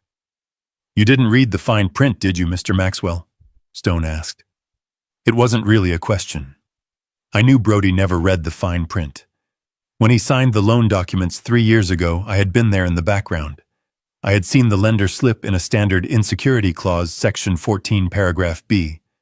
It was a trap for high-risk borrowers, stating that if the lender reasonably believed the collateral was at risk due to the borrower's conduct, illegal activity, or reckless behavior, the loan could be accelerated immediately. No grace period, no 90 days, immediate payment in full. "What fine print?" Brody demanded, sweat glistening on his forehead. "Section 14, Stone said, calm as the grave. "The insecurity clause. We have evidence that this vessel is being used to facilitate illegal narcotics distribution and is currently under the command of an intoxicated operator. Furthermore, the borrower has attempted to use the vessel's equity to secure unauthorized gambling debts. This constitutes a material breach." "Narcotics," Brody sputtered. "That's ridiculous. We're just having a party." Stone motioned to one of his men, who shone a high-powered flashlight onto a glass table near the jacuzzi. The beam illuminated lines of white powder and a rolled-up $100 bill. The guests nearby recoiled, shielding their faces from the light, like vampires caught in the sun. "That looks like a material breach to me," Stone said. "The loan is called Mr. Maxwell. The total outstanding balance is $2,140,000. Unless you can produce a cashier's check for that amount right now, we are taking possession of the ship." Brody looked at the check. He looked at his dead phone. He looked at his frozen credit cards. The reality of his situation crashed down on him. He wasn't the captain anymore. He was a trespasser. "You can't do this," he screamed, his voice cracking. "This is my boat. My name is on the hull. My wife is dying, you heartless bastards. You can't kick me off my own boat while my wife is dying." It was the wrong thing to say. A ripple of disgust went through the crowd. Even these parasites, people who lived for free drinks and clout, had a line. Hearing him use his dying wife as a shield to save his party boat crossed it. Stone stepped closer, invading Brody's personal space. "Your wife is the reason we are here," Stone said, his voice dropping to a menacing growl. "The primary borrower is Amelia King. You are just a guarantor, and since you have failed to protect the asset, we are relieving you of command. You have 5 minutes to vacate the vessel. Anything left on board after that becomes the property of the lien holder." The guests didn't need to be told twice. The whisper started low and spread like wildfire. Rippo, broke, fraud. The beautiful people, the influencers, the models, they all started moving toward the gangway. They didn't say goodbye to Brody. They didn't offer him a ride. They just wanted to get away from the stink of failure. I watched Cassidy from my vantage point on the tender. She was smart, smarter than Brody. She saw the ship sinking, and she knew there were no lifeboats for the captain's mistress. She started backing away, moving toward the crowd of departing guests. She kept her head down, trying to hide her face with her clutch, trying to blend in with the herd. She reached up and touched the diamond necklace at her throat. I saw her fingers linger on the clasp. She was checking to make sure her payday was still secure. She thought she could slip away into the Los Angeles night pawn the diamonds and find a new mark before the sun came up. She was wrong. Stone saw her too. He snapped his fingers and 2 of the security guards moved to block the gangway. "Nobody leaves with property that doesn't belong to them," Stone announced. "Bags will be checked." Cassidy froze. She looked at Brody, who was currently arguing with Stone, grabbing the lapels of Stone's jacket in a futile attempt to assert dominance. "Do you know who I am?" Brody was shouting. "I am going to sue you. I am going to bury you. My father-in-law will hear about this." "He is hearing about it," Stone said, simply glancing over his shoulder toward the dark water where I waited. "In fact, he is watching it." Brody stopped. He followed Stone's gaze. He squinted into the darkness. The spotlight from my tender hit him square in the face, blinding him. He raised a hand to shield his eyes. "Dad," he whispered. I didn't step into the light. Not yet. I let him stare into the beam like a deer caught on the highway. I wanted him to feel the presence of the man he had betrayed. "Get off my boat, Brody," Stone barked, pushing him toward the stairs. Brody stumbled. He looked around for support, but there was none. His friends were busy showing their purses to the guards, trying to prove they hadn't stolen the silverware. His kingdom had collapsed in 10 minutes flat, but he still had one card to play. Or so he thought. He looked for Cassidy. He looked for his partner in crime, his confidant, the woman who held the secrets to the murder plot. "Cassidy," he yelled. "Cassidy, call your lawyer. Tell them what is happening." Cassidy didn't turn around. She was near the front of the line, trying to push past a model in a silver dress. She kept her head down, ignoring him completely. "Cassidy!" Brody screamed, his voice tinged with panic. "Don't leave me!" She turned then, just for a second, and the look on her face wasn't love. It wasn't loyalty. It was pure, unadulterated loathing. She looked at him like he was a stain on her shoe. She realized he wasn't the golden goose anymore. He was dead weight. And Cassidy didn't carry dead weight. She turned back to the guard and opened her purse, showing it was empty of ship property. But she kept her hand on her neck, covering the diamonds. She was about to walk off the boat. She was about to escape. I picked up the radio handset on my boat. "Stone," I said. My voice amplified by the speakers on the repo vessel booming across the water like the voice of God. "The necklace." Stone nodded. He pointed at Cassidy. "Miss," he said. "The necklace. It is listed as collateral on the personal loan Mr. Maxwell defaulted on. Hand it over." Cassidy went pale. She looked at the necklace, then at the dark water, then at the guards. She was cornered. "Brody gave it to me, too," she screeched. "It is a gift. It is stolen property," Stone corrected. "Take it off or we call the police and add grand larceny to the list of tonight's entertainment." Brody watched in horror as the woman he had promised a Porsche to the woman he had killed for unclasped the necklace and dropped it into Stone's outstretched hand. She didn't look at Brody. She spat on the deck right in front of him.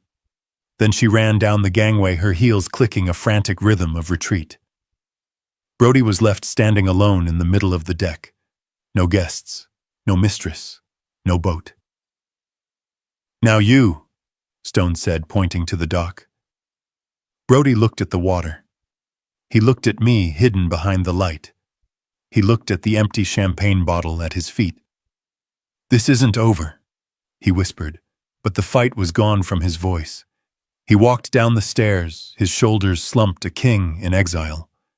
But the night wasn't done with him yet. As his foot touched the wooden dock, I signaled my driver. "Take the car," I said into the radio.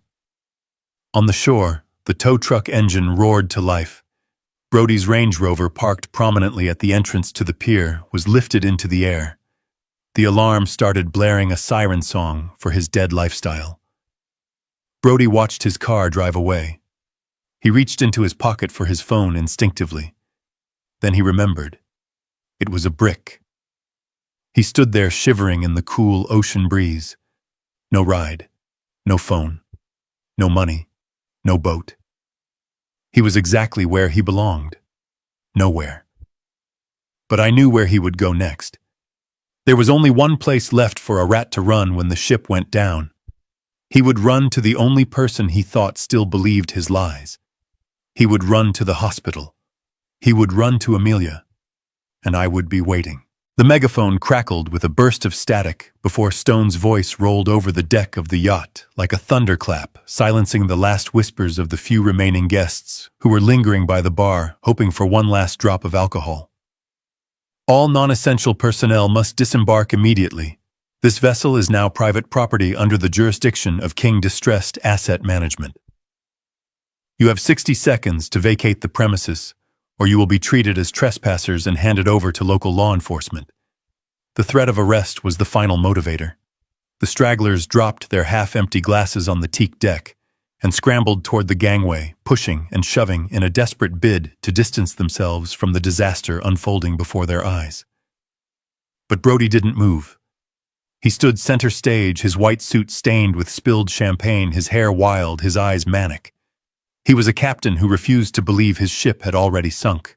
He lunged at Stone, grabbing the lapels of the man's dark suit with trembling hands. "You cannot do this," he screamed, his voice cracking with hysteria. "I am the owner of this vessel. Look at the registration. My name is on the hull. Do you know who I am? My father-in-law is Tobias King. He is the most powerful man in Chicago. If you touch me again, he will bury you. He will sue you into oblivion and turn your life into a living hell." I watched from the shadows of my boat anchored just 50 yards away. The irony was so rich I could taste it. He was invoking my name, the name of the man whose daughter he had tried to murder, to save himself from the man who was currently destroying him. He thought I was his shield. He didn't realize I was the sword. Stone didn't flinch. He didn't even blink.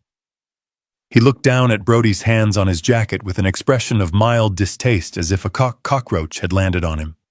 He slowly peeled Brody's fingers off, one by one, his grip like a vice. "Correct?"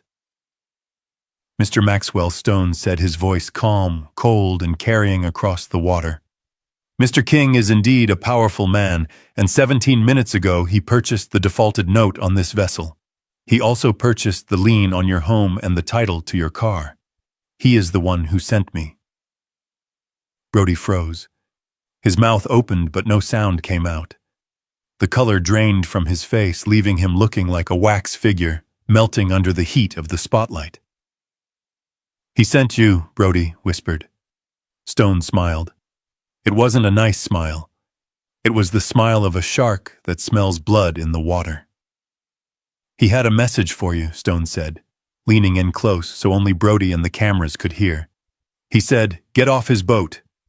Then Stone nodded to the security team. "Remove him." 2 of the tactical guards stepped forward. They didn't ask nicely. They didn't offer a hand. They grabbed Brody by the arms, lifting him off his feet as if he weighed nothing. Brody kicked and screamed, flailing like a toddler having a tantrum. "Let me go, this is illegal." "I have rights," he shrieked as they dragged him across the deck, his expensive Italian loafers scuffing the wood he had once been so proud of. They hauled him to the gangway and tossed him. He didn't land on his feet. He landed on his hands and knees on the hard wooden planks of the dock, stumbling and scraping his palms. He scrambled up, looking around wildly. The humiliation was total. His friends, the people he had been buying drinks for all night, were standing in the parking lot, watching him be thrown out like garbage. They weren't helping him. They were filming him. Dozens of phones were held up, capturing his downfall for social media. Brody patted his pockets frantically, searching for his phone, his wallet, his keys. He found his phone and pulled it out, tapping the screen violently. But it was dead. A black mirror reflecting his own panic. He reached for his wallet, but his hands came up empty. He must have left it on the bar in his rush, or maybe one of his loyal friends had lifted it on their way out. He was stranded. No money, no communication, no dignity. He spun around, looking for his car, his Range Rover, his pride and joy, the symbol of his status. He ran toward the parking spot at the end of the pier where he had left it with the valet.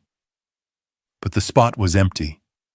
There was only a tow truck turning the corner, its yellow lights flashing in the night, its hook dragging the luxury SUV away into the darkness.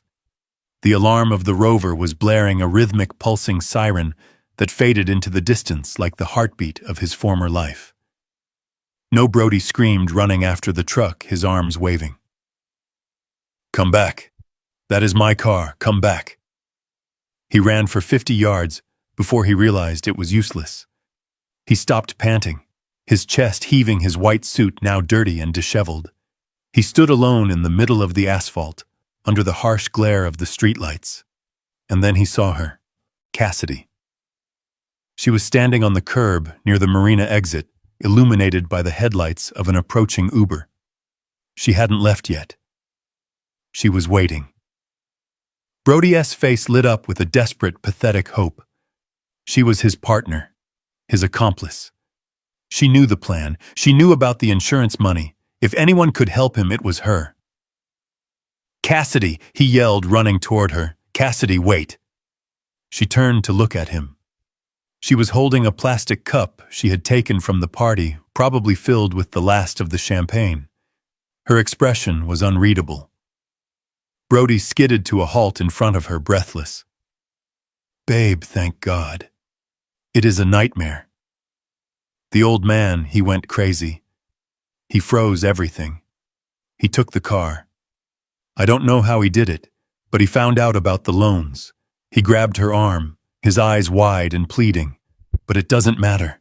We still have the insurance. We still have the big payout. I just need a ride. I need to get to the hospital. We need to make sure the plan finishes. Call me a car. My phone is bricked." Cassidy looked down at his hand on her arm. Then she looked at his dirty suit. Then she looked at the empty spot where his car used to be. She did the math. She realized that the man standing in front of her wasn't a millionaire anymore. He was a liability. He was a broke, desperate criminal with a father-in-law who was hunting him down. "The insurance," she said, her voice flat. "You think you are going to get the insurance?" "Yes," Brody insisted. "It is accidental death. 20 million. We just need to be there when she dies." "You are an idiot," Brody Cassidy said coldly. "Look around you. His father knows. He knows everything. If he seized your assets that fast, he knows about the policy. He probably knows about the insulin, too." Brody shook his head in denial. "No, he can't know. He is just a senile old businessman. He is lashing out. We are smarter than him." Cassidy laughed. It was a harsh, cruel sound. She took a sip from her cup, swished the liquid around in her mouth, and then looked him dead in the eye. "You aren't smart, Brody. You are broke. And I don't date broke." She raised her hand and threw the contents of the cup right into his face. The sticky alcohol splashed over his eyes, his nose, his open mouth. He sputtered, blinded for a second, wiping the stinging liquid away. By the time he opened his eyes, Cassidy was already getting into the back of the black sedan that had pulled up. She slammed the door shut. Cassidy Brody screamed, banging on the window. Open the door! Do not leave me here! The car pulled away, leaving Brody standing in the exhaust fumes, dripping wet, broke and alone. He watched the taillights disappear into the city traffic. He stood there for a long moment, shivering in the cold night air. The adrenaline was fading, replaced by a creeping terror. He had nothing. No ride. No money. No allies. But then a thought crossed his face. I saw it through the zoom lens of my camera. A final desperate calculation. Amelia. She was his last card. His only card. If she was still alive, there was a chance. If she died while he was her husband, he was still the legal beneficiary. No matter what debts I bought, no matter what cars I towed, the law was the law. Unless I could prove murder, he was still the heir. He wiped his face with his sleeve. He looked toward the city, toward the hospital. He started walking. Then he started jogging. Then he started running. He was running to the hospital. He was running to his wife. He didn't know that he was running into the final trap. He didn't know that the hospital room wasn't a sanctuary. It was a courtroom. And the judge, jury, and executioner were waiting for him by the bedside. I lowered my binoculars. Follow him, I said to my driver. Let him run. Let him get tired. I want him exhausted when he arrives. I want him to have no fight left when I deliver the final blow. The engine of my car purred to life. The hunt was entering its final phase. Brody stood on the curb of the Marina Access Road, waving his arms like a drowning man at every passing set of headlights. The Uber that had taken Cassidy was long gone, and the few remaining cars leaving the parking lot swerved to avoid the disheveled man in the stained white suit stumbling into the lane. He looked pathetic. A king turned beggar in the span of an hour. Finally, a yellow taxi slowed down. The driver, a weary man with eyes that had seen every scam in the city, rolled down the window just an inch. Brody lunged at the gap, grasping the door handle. Please, he gasped, his chest heaving, his breath reeking of expensive alcohol and fear. I have an emergency. My wife is dying at Cedars-Sinai. I lost my wallet. I lost my phone. I will pay you double. I will pay you triple as soon as I get there. My father-in-law is there. He is rich. He will cover it. The driver hesitated, looking at the Rolex on Brody's wrist. It was the only asset Harper hadn't been able to seize remotely. Get in, the driver grunted, unlocking the door. But if you stiff me, I am calling the cops. Brody scrambled into the back seat, collapsing onto the vinyl. Drive, he screamed, hitting the partition. Just drive.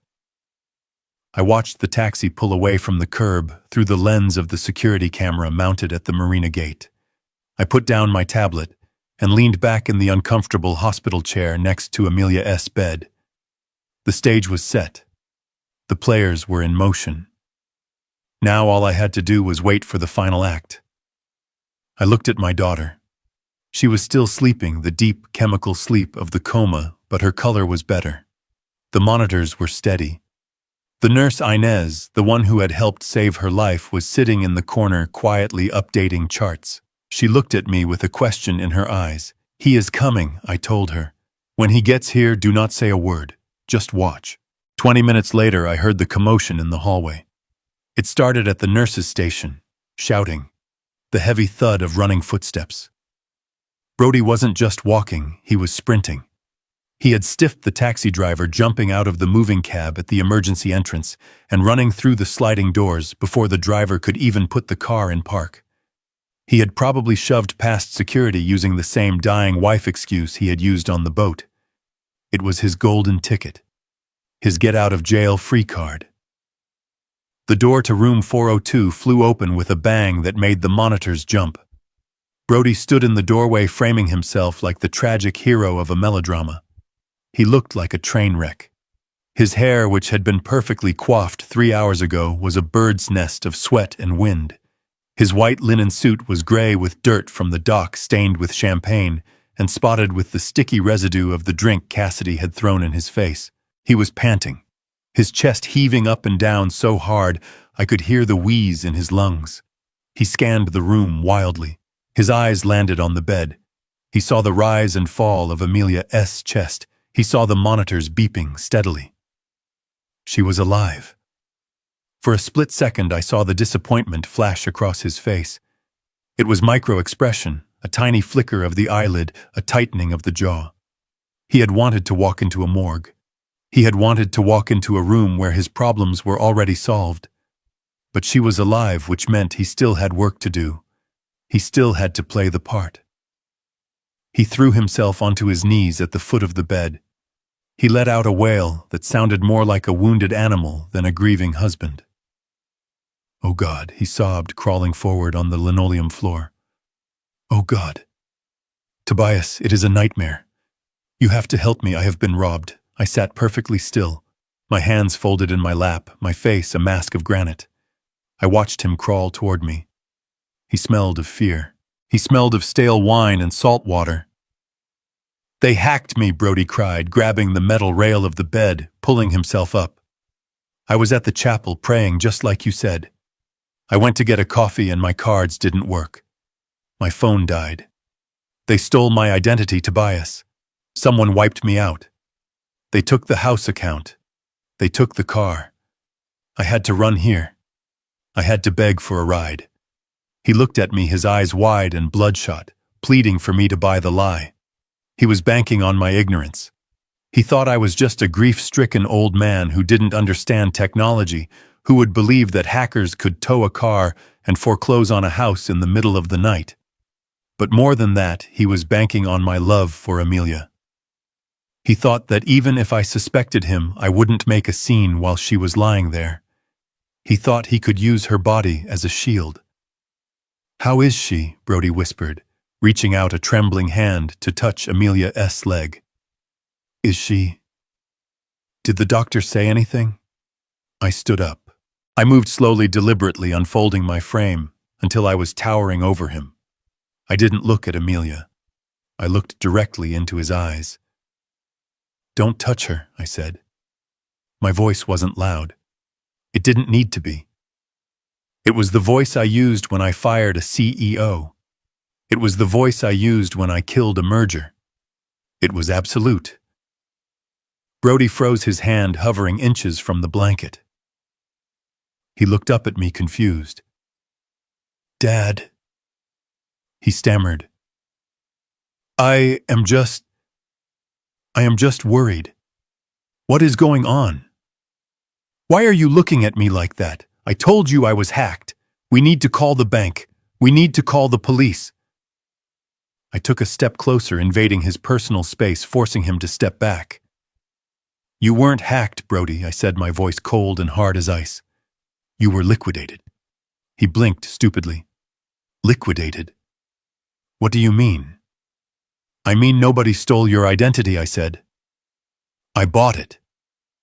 The confusion on his face deepened for a moment, and then the first cracks of terror began to show. He took a step back, his heel hitting the base of the IV stand. "You," he whispered. "You bought it." 17 minutes after I hung up the phone with you, I purchased the mortgage on the Malibu house from Silver State Lending, I said, reciting the facts like a litany of his sins. 20 minutes after that, I acquired the marine note on the Amelia's Dream. 10 minutes later, I bought the lease on your Rover and your credit card debt. Brody shook his head, trying to process the information, trying to find a way out of the corner I had painted him into. "But why?" he asked, his voice trembling. "Why would you do that?" "I am family. You are a liability," I corrected him. "And I have a strict policy about liabilities. I write them off." I reached into my jacket pocket and pulled out a folded piece of paper. It wasn't a legal document. It wasn't a court order. It was a printout of the drone photo. The one of him popping the champagne bottle. The one where he was laughing with his head thrown back, while the text message about his wife's impending death sat on his phone screen. I held it up in front of his face. "This is you praying at the chapel?" I asked. Brody stared at the photo. His face went gray. His mouth opened and closed, but no sound came out. He looked from the photo to me, and for the first time he realized that the old man wasn't senile. The old man wasn't grieving. The old man was the predator. "I saw you, Brody," I said, stepping closer, pushing him back toward the door. "I saw you celebrating. I heard you shouting, 'I am free.' I heard you promise your mistress a Porsche paid for with my daughter's life insurance."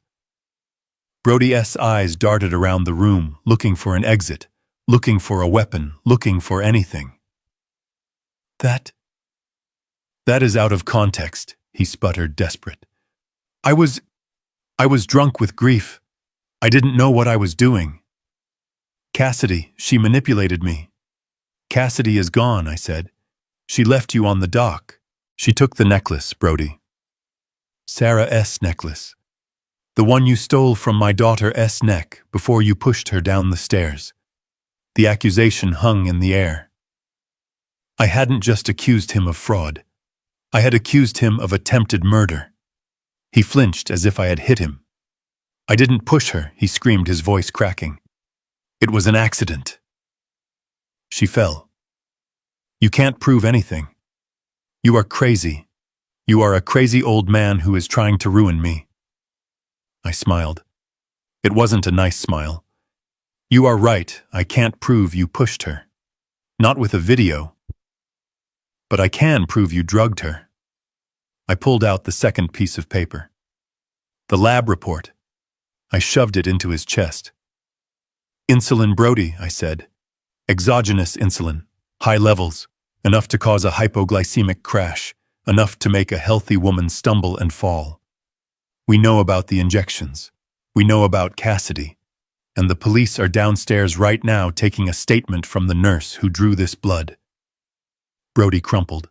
The fight went out of him. He looked at the paper, then at the floor. The walls were closing in.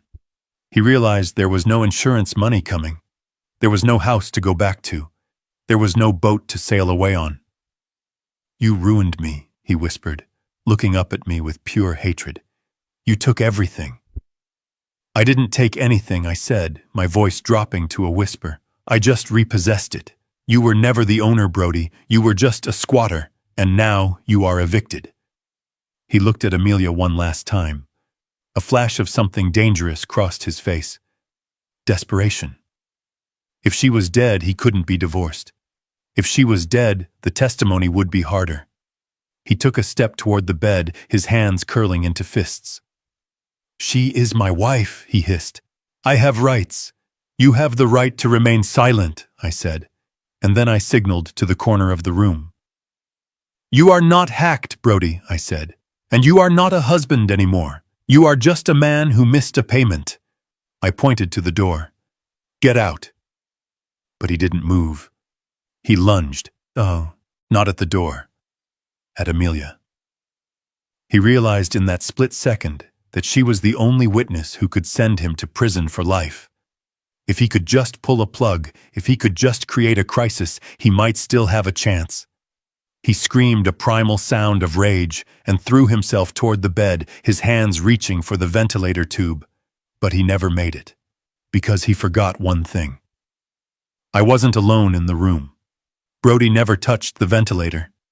He didn't even get close enough to feel the condensation on the tube. Before his fingers could close around the plastic, a voice cut through the air like a serrated blade. "Step away from the patient, Mr. Maxwell." It wasn't a request. It was an order delivered with the kind of authority that stops men dead in their tracks. Brody froze mid-lunge, his body contorted in a grotesque pantomime of violence. He spun around, wild-eyed and feral, to see where the voice had come from. The door to the ensuite bathroom, which had been cracked open just an inch, swung wide. Harper stepped out. She wasn't wearing her usual courtroom armor of Armani and pearls. She was wearing a simple dark suit that made her look like the Grim Reaper's legal counsel. But she wasn't alone. Flanking her were two uniformed officers, their hands resting heavily on their holsters, and a detective I recognized from the golf club, a man named Ltance who didn't play games. Brody stumbled back, crashing into the tray table, sending a pitcher of water shattering to the floor. The sound was like a gunshot in the small room. He looked from Harper to the police to me. The realization hit him like a physical blow. It wasn't just a confrontation. It was a sting operation. Harper. He gasped, his voice trembling. What are you doing here? You are Tobias S. lawyer. You can't be here. This is entrapment. I am not just his lawyer, Brody. Harper said, her voice cool and detached. I am the executor of the estate you tried to steal, and these gentlemen are here to escort you to your new residence. The detective stepped forward, pulling a pair of handcuffs from his belt. The metal clicked ominously. Brody Maxwell, he said, his voice bored and professional. You are under arrest for the attempted murder of Amelia King Maxwell, insurance fraud, grand larceny, and conspiracy to commit homicide. Brody backed up until his back hit the wall. He was shaking his head violently, his eyes wide with denial. No, he screamed. You can't arrest me. You have nothing. The old man is lying. He is senile. He made it all up. The insulin report is fake. He forged it. He is framing me because he hates me. He pointed a shaking finger at me. He is the criminal, Brody yelled, desperate to spin the narrative. He stole my house. He stole my boat. He is ruining me. I didn't say a word. I simply reached into my pocket and pulled out a small black remote. I pointed it at the flat-screen television mounted on the wall opposite the bed. The screen flickered to life, casting a blue glow over the room. You are right about one thing, Brody, I said, my voice low. I hated you, but I never framed you. I didn't have to. You framed yourself. I pressed play. The video on the screen was grainy black and white night vision, but the image was unmistakable. It was the interior of my daughter Aya's bedroom in the Malibu house. The timestamp in the corner read 11:42 p.m. 2 nights ago. Amelia was asleep in the bed. She looked restless, tossing and turning. The door opened slowly. Brody walked in. He wasn't wearing pajamas. He was wearing gloves. Latex gloves. On the screen, the digital Brody walked to the side of the bed. He watched her for a moment. Then he reached into his pocket and pulled out a small case. He opened it and took out a syringe. He held it up to the moonlight, flicking the barrel to clear the air bubbles. It was a practiced motion. Cold, clinical. The room was silent, except for the harsh breathing of the real Brody standing against the wall, watching his own crime play out in high definition. On the screen, Brody leaned over. He didn't kiss her forehead. He didn't stroke her hair. He grabbed her arm roughly. Amelia flinched in her sleep. He jammed the needle into her upper arm and depressed the plunger. She woke up then. She tried to pull away. The video showed her mouth moving, screaming, but there was no sound. It showed Brody holding her down, his hand over her mouth, until she stopped struggling, until the drug took hold and she slumped back against the pillows. Then he arranged the covers. He took the syringe, put it back in his pocket, and walked out of the room. I paused the video on the frame of him leaving the room. His face was turned toward the camera. He was smiling. Brody stared at the screen, his mouth agape. Where did you get that? He whispered. There are no cameras in the bedroom. I checked. I swept the room for bugs. You swept for bugs, I said. You didn't sweep for a teddy bear. I pointed to the shelf in the video. A stuffed bear sat there watching. Amelia called me 2 weeks ago, I explained. She was scared. She knew you were stealing. She knew something was wrong. I told her to protect herself. She bought a nanny cam, Brody. A motion-activated camera hidden inside a toy. She didn't trust you. And because she is my daughter, she was smart enough to set it to upload to a secure cloud server. I took a step toward him. She sent me the access key right before she passed out, I said. It took my tech team an hour to decrypt the files, but we got it. We saw everything. We saw you inject her. We saw you wait.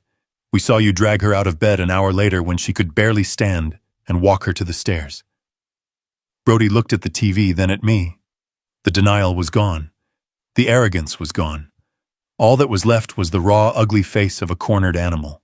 She set me up, he screamed, spitting the words out. That bitch set me up. She knew. She let me do it so she could ruin me. He wasn't sorry. He wasn't ashamed. He was furious that he had been outsmarted by the wife he thought was stupid. She ruined my life, he roared, his face turning purple. She baited me. She wanted me to fail. She never loved me. She just wanted to control me like you do. He pushed off the wall, his eyes locking onto Amelia's unconscious form. The hatred in his gaze was so intense it felt like heat radiating across the room. You think you won, he yelled at her sleeping face. You think you beat me. He lunged. It wasn't a calculated move this time. It was pure, unadulterated rage. He wanted to hurt her. He wanted to finish what he started. He threw himself across the room, his hands reaching for her throat, his fingers curled into claws. Harper screamed. The police officers scrambled to intercept him, but they were caught off guard by the sudden explosion of violence. Brody was fast. He was younger than me, stronger than me, and fueled by the adrenaline of a man who knows his life is over. He cleared the distance to the bed in 2 strides. But I was waiting. I had been waiting for this moment since I saw the empty chair. I had been waiting for this since I saw the insulin report. I wasn't just a businessman. I was a father. And there is no force on earth more dangerous than a father protecting his child. I didn't step back. I stepped in. I intercepted him a foot from the bed. I didn't use a lawyer. I didn't use a contract. I used a right hook that I hadn't thrown since 1978 in a bar fight in South Chicago.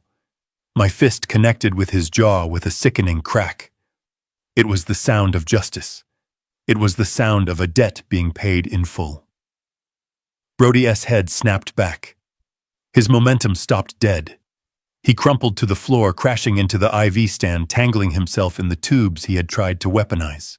He lay there on the linoleum, groaning, blood pouring from his lip, dazed and broken.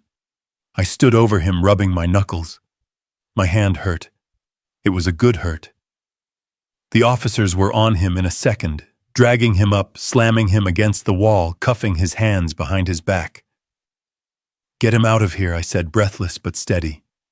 Get him out of my sight before I finish the job. Brody spat blood at my shoes. You are old, he wheezed. You can't protect her forever. I will be back. I will get out on bail and I will come back. You won't get bail, the detective said, tightening the cuffs. Not with that video. That is capital attempted murder, son. You are going away for a long time. As they dragged him toward the door, Brody looked back at the TV screen, where the loop of his crime was still playing. He looked at the evidence of his own monstrosity. She deserved it, he muttered. She deserved it. The door slammed shut, cutting off his voice.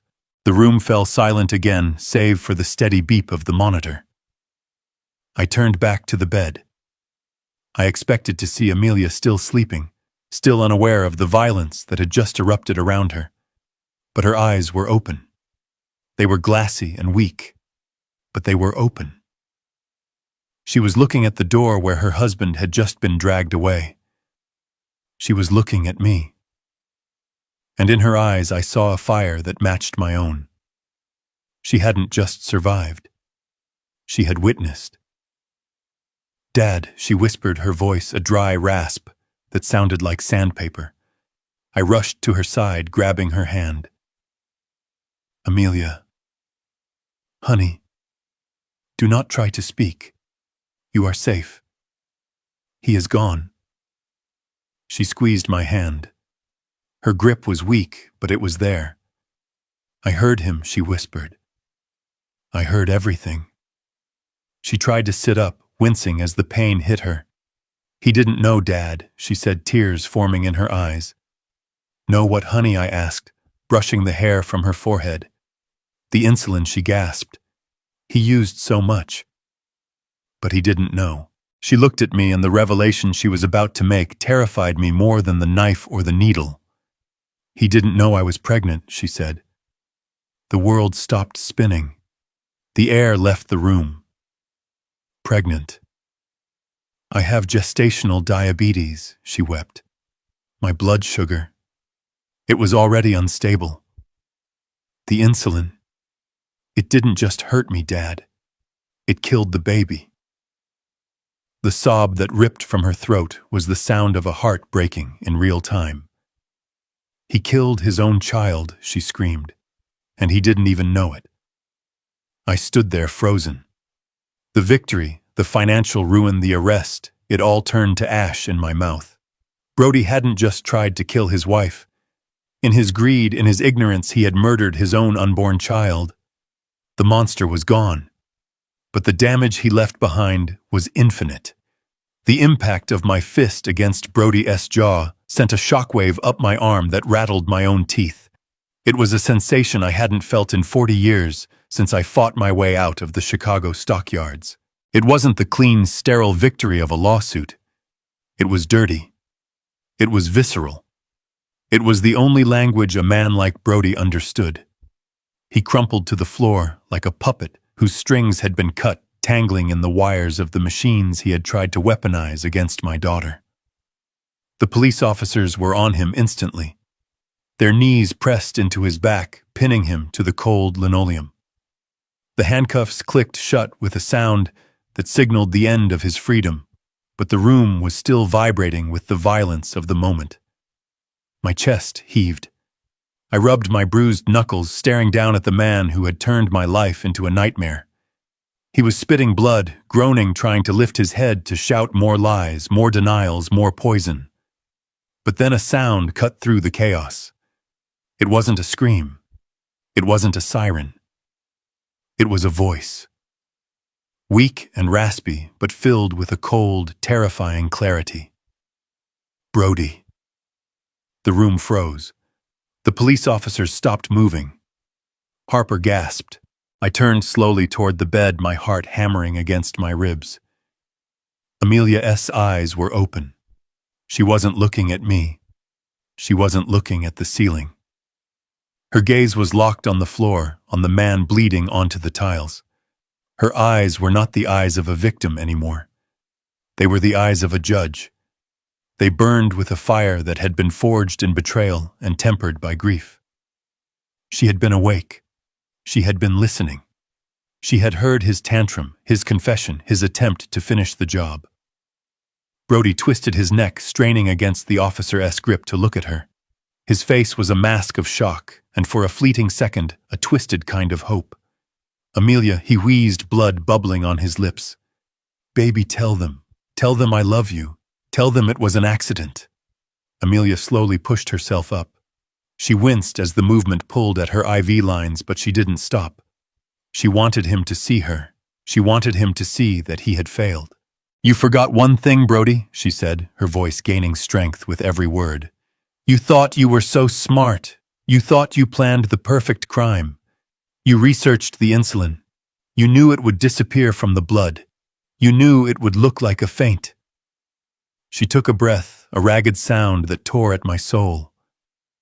But you didn't read my chart, she whispered. You didn't check the recent updates. You were too busy partying on the boat to notice that I went to the doctor 3 days ago. Brody blinked, confusion warring with the pain in his eyes. Chart, he stammered. What chart? I have gestational diabetes, Brody, she said. The words hung in the air, heavy and suffocating.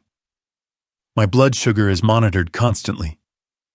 She continued, her voice trembling, not with fear, but with a fury so deep it felt like it could crack the walls. When you injected me, when you pumped that massive dose of insulin into my system, my body didn't just react like a normal person. It crashed instantly. The paramedics saw the glucose levels immediately. The doctors knew within 5 minutes that it wasn't natural. You didn't create a mystery, Brody. You left a signature. Brody went pale beneath the blood and dirt on his face. He shook his head. I didn't know, he whispered. I didn't know, but you didn't let him finish. Amelia leaned forward, her knuckles white as she gripped the bed rail. And there is something else you didn't know, she said. The reason I have gestational diabetes. I watched Brody's face. I saw the moment the gears turned. I saw the moment the realization hit him. His eyes widened until they were almost perfectly round. His mouth opened, but no air came in. The baby, Amelia said. Her voice broke, then shattering into a million pieces. We were going to surprise you on your birthday next week. I was 12 weeks along. It was a boy. A boy! Brody stopped struggling. He stopped breathing. He went completely limp under the officer's hands. You killed him, Brody! Amelia screamed, the sound raw and guttural tearing from her throat. The insulin caused a placental abruption. The crash, the fall, he didn't make it. The doctors couldn't save him. You didn't just try to kill me. You killed your son. The silence that followed was absolute. It was the silence of a tomb. Brody stared at her. The arrogance, the greed, the narcissism, it all evaporated. He wasn't a mastermind anymore. He wasn't a victim. He was a father who had murdered his own child for a payout he would never see. No, he whispered. The word was barely a breath. No. No, no. He began to shake, a violent full-body tremor. He curled into a ball on the floor, hiding his face in the tiles. A sound escaped him, a high-pitched keen of pure psychological agony. It wasn't the cry of a man sorry for his crimes. It was the cry of a man whose reality had just fractured beyond repair. He had justified everything to himself until this moment. He had told himself it was just business. He had told himself she was in the way. But this was a line even his twisted soul couldn't cross without breaking. He killed his heir. He killed the legacy he was so desperate to fund. Get him out of here, I said, my voice ice cold. Get him out before I kill him. The police officers hauled him up. Brody didn't resist. He was dead weight. His legs dragged on the floor. He was sobbing uncontrollably, snot and blood mixing on his face, mumbling over and over, I didn't know. I didn't know. He looked at Amelia one last time as they dragged him through the doorway.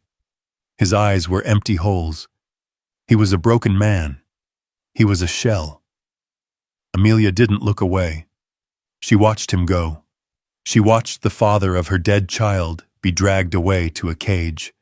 And when the door finally closed, she didn't collapse. She didn't faint. She looked at me. Dad, she whispered, holding out her hand.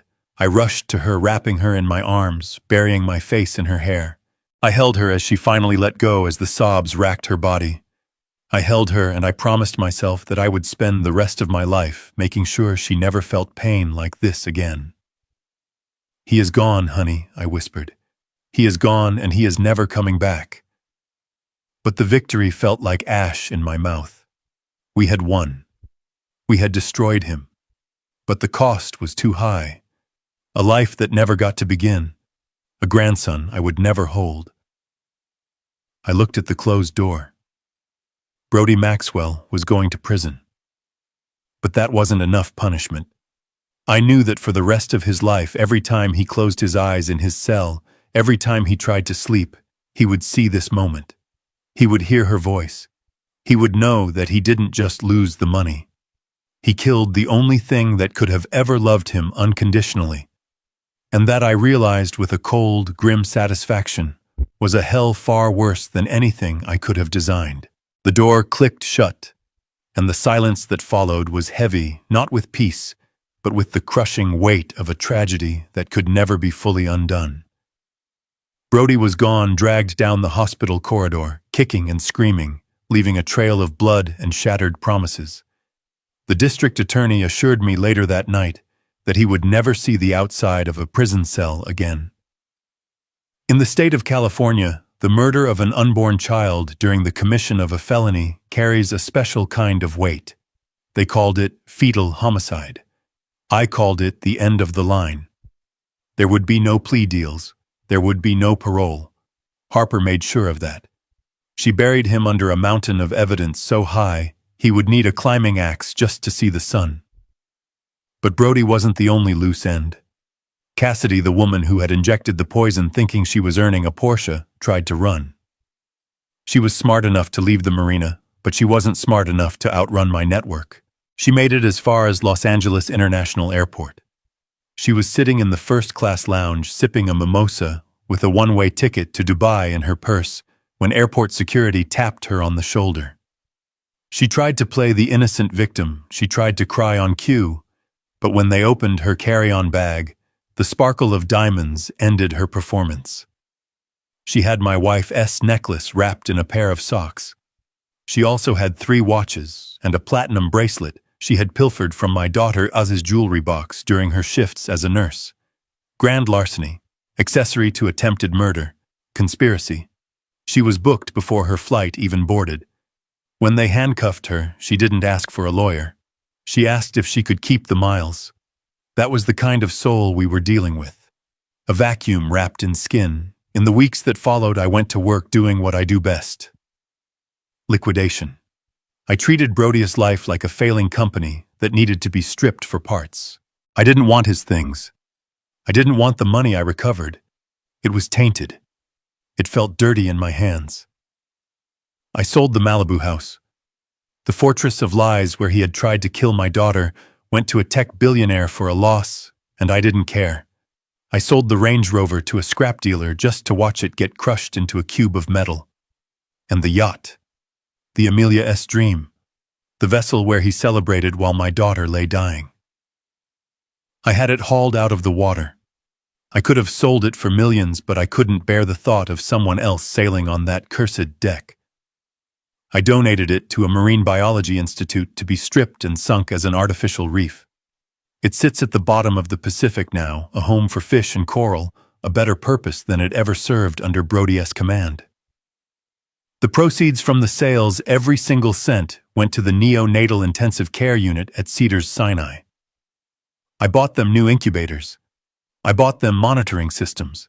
I tried to buy life for other children, since I couldn't buy it for my grandson. It was a check I wrote with a shaking hand, but it was the only transaction that gave me any peace.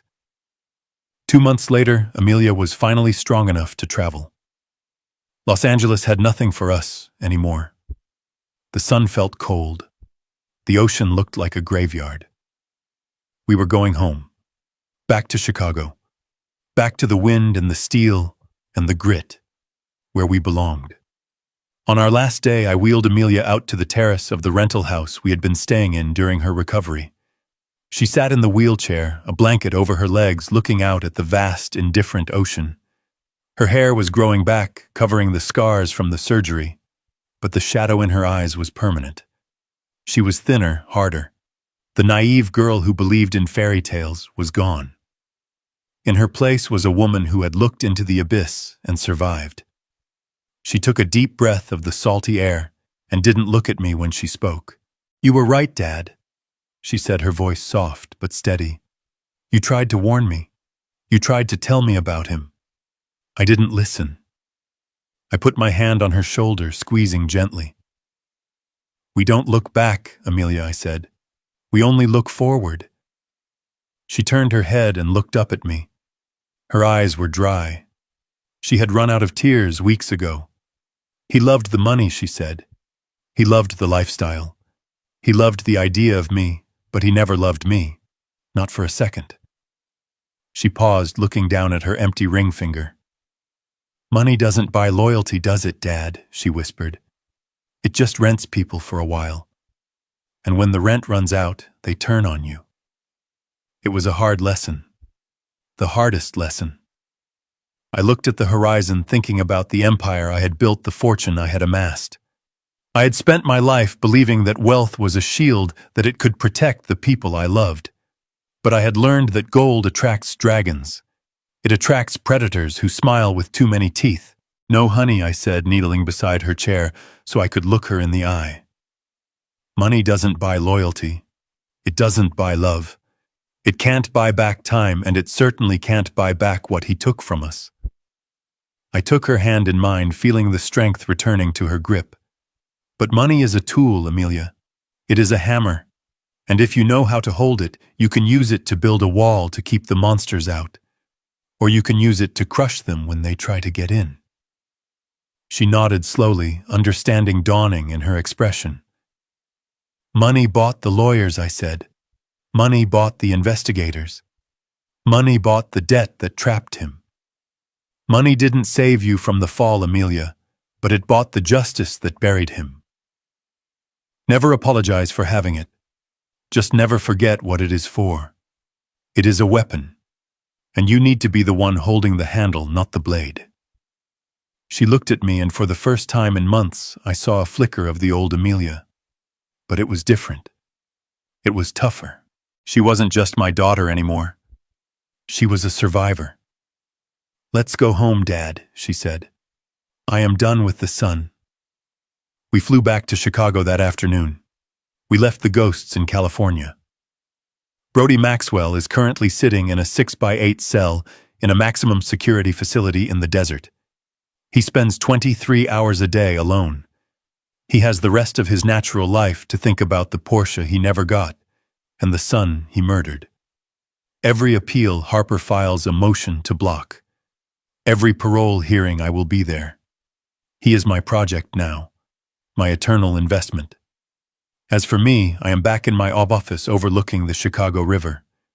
The skyline is gray and jagged and beautiful. I am retired, but I am always watching. I turn to face you now. You, the viewer who has followed this story from the yacht party to the prison cell. You might think this is just a story about a rich man and his problems. But it isn't. It is a story about boundaries. It is a story about seeing people for who they really are, not who you want them to be. Take a good look at the people around you. The ones who smile too much. The ones who ask about your finances a little too often. The ones who are there for the champagne but vanish when the bill comes. Trust your gut. If something feels wrong, it is. And if you ever find yourself in a situation where someone tries to hurt your family, remember my story. Remember that kindness is not a weakness, but justice is a necessity. Do not let them get away with it. Document everything. Buy the debt. Close the trap. And one last thing. A personal note from Tobias King. If you are watching this and you think you can target my family because we are back in business, think again. I might be 72 years old. I might walk with a cane sometimes, but I am not a victim. Don't ever touch my family. Because I don't just have money. I have patience. I have resources. And I have a memory that never fades. If you cross the line, I won't just sue you. I will dismantle you. I will wait until you think you are safe, until you think you have won, and then I will turn off the lights. This is Tobias King signing off. If you learned something today, if you believe in justice served cold, hit that like button and subscribe. Share this story. Let it be a warning to the wolves that the lions are still awake. Stay safe. Stay vigilant. And never sign a waiver without reading the fine print. In the end, I learned that wealth is a magnifier. It reveals the true nature of everyone around you. Brody thought my money was his safety net, but he forgot that nets are designed to trap. The biggest mistake a predator can make is assuming that a quiet man is a weak man. I spent 40 years building an empire not to buy luxury, but to buy the power to protect what matters. If you love someone, guard them fiercely. And if someone betrays that love, do not just walk away. Ensure they can never hurt anyone else again. True justice isn't given by the courts. It is taken by those with the will to enforce it. If you believe in protecting family at all costs, hit that like button and subscribe for more stories of justice served cold. Tell me in the comments. What would you have done in my place?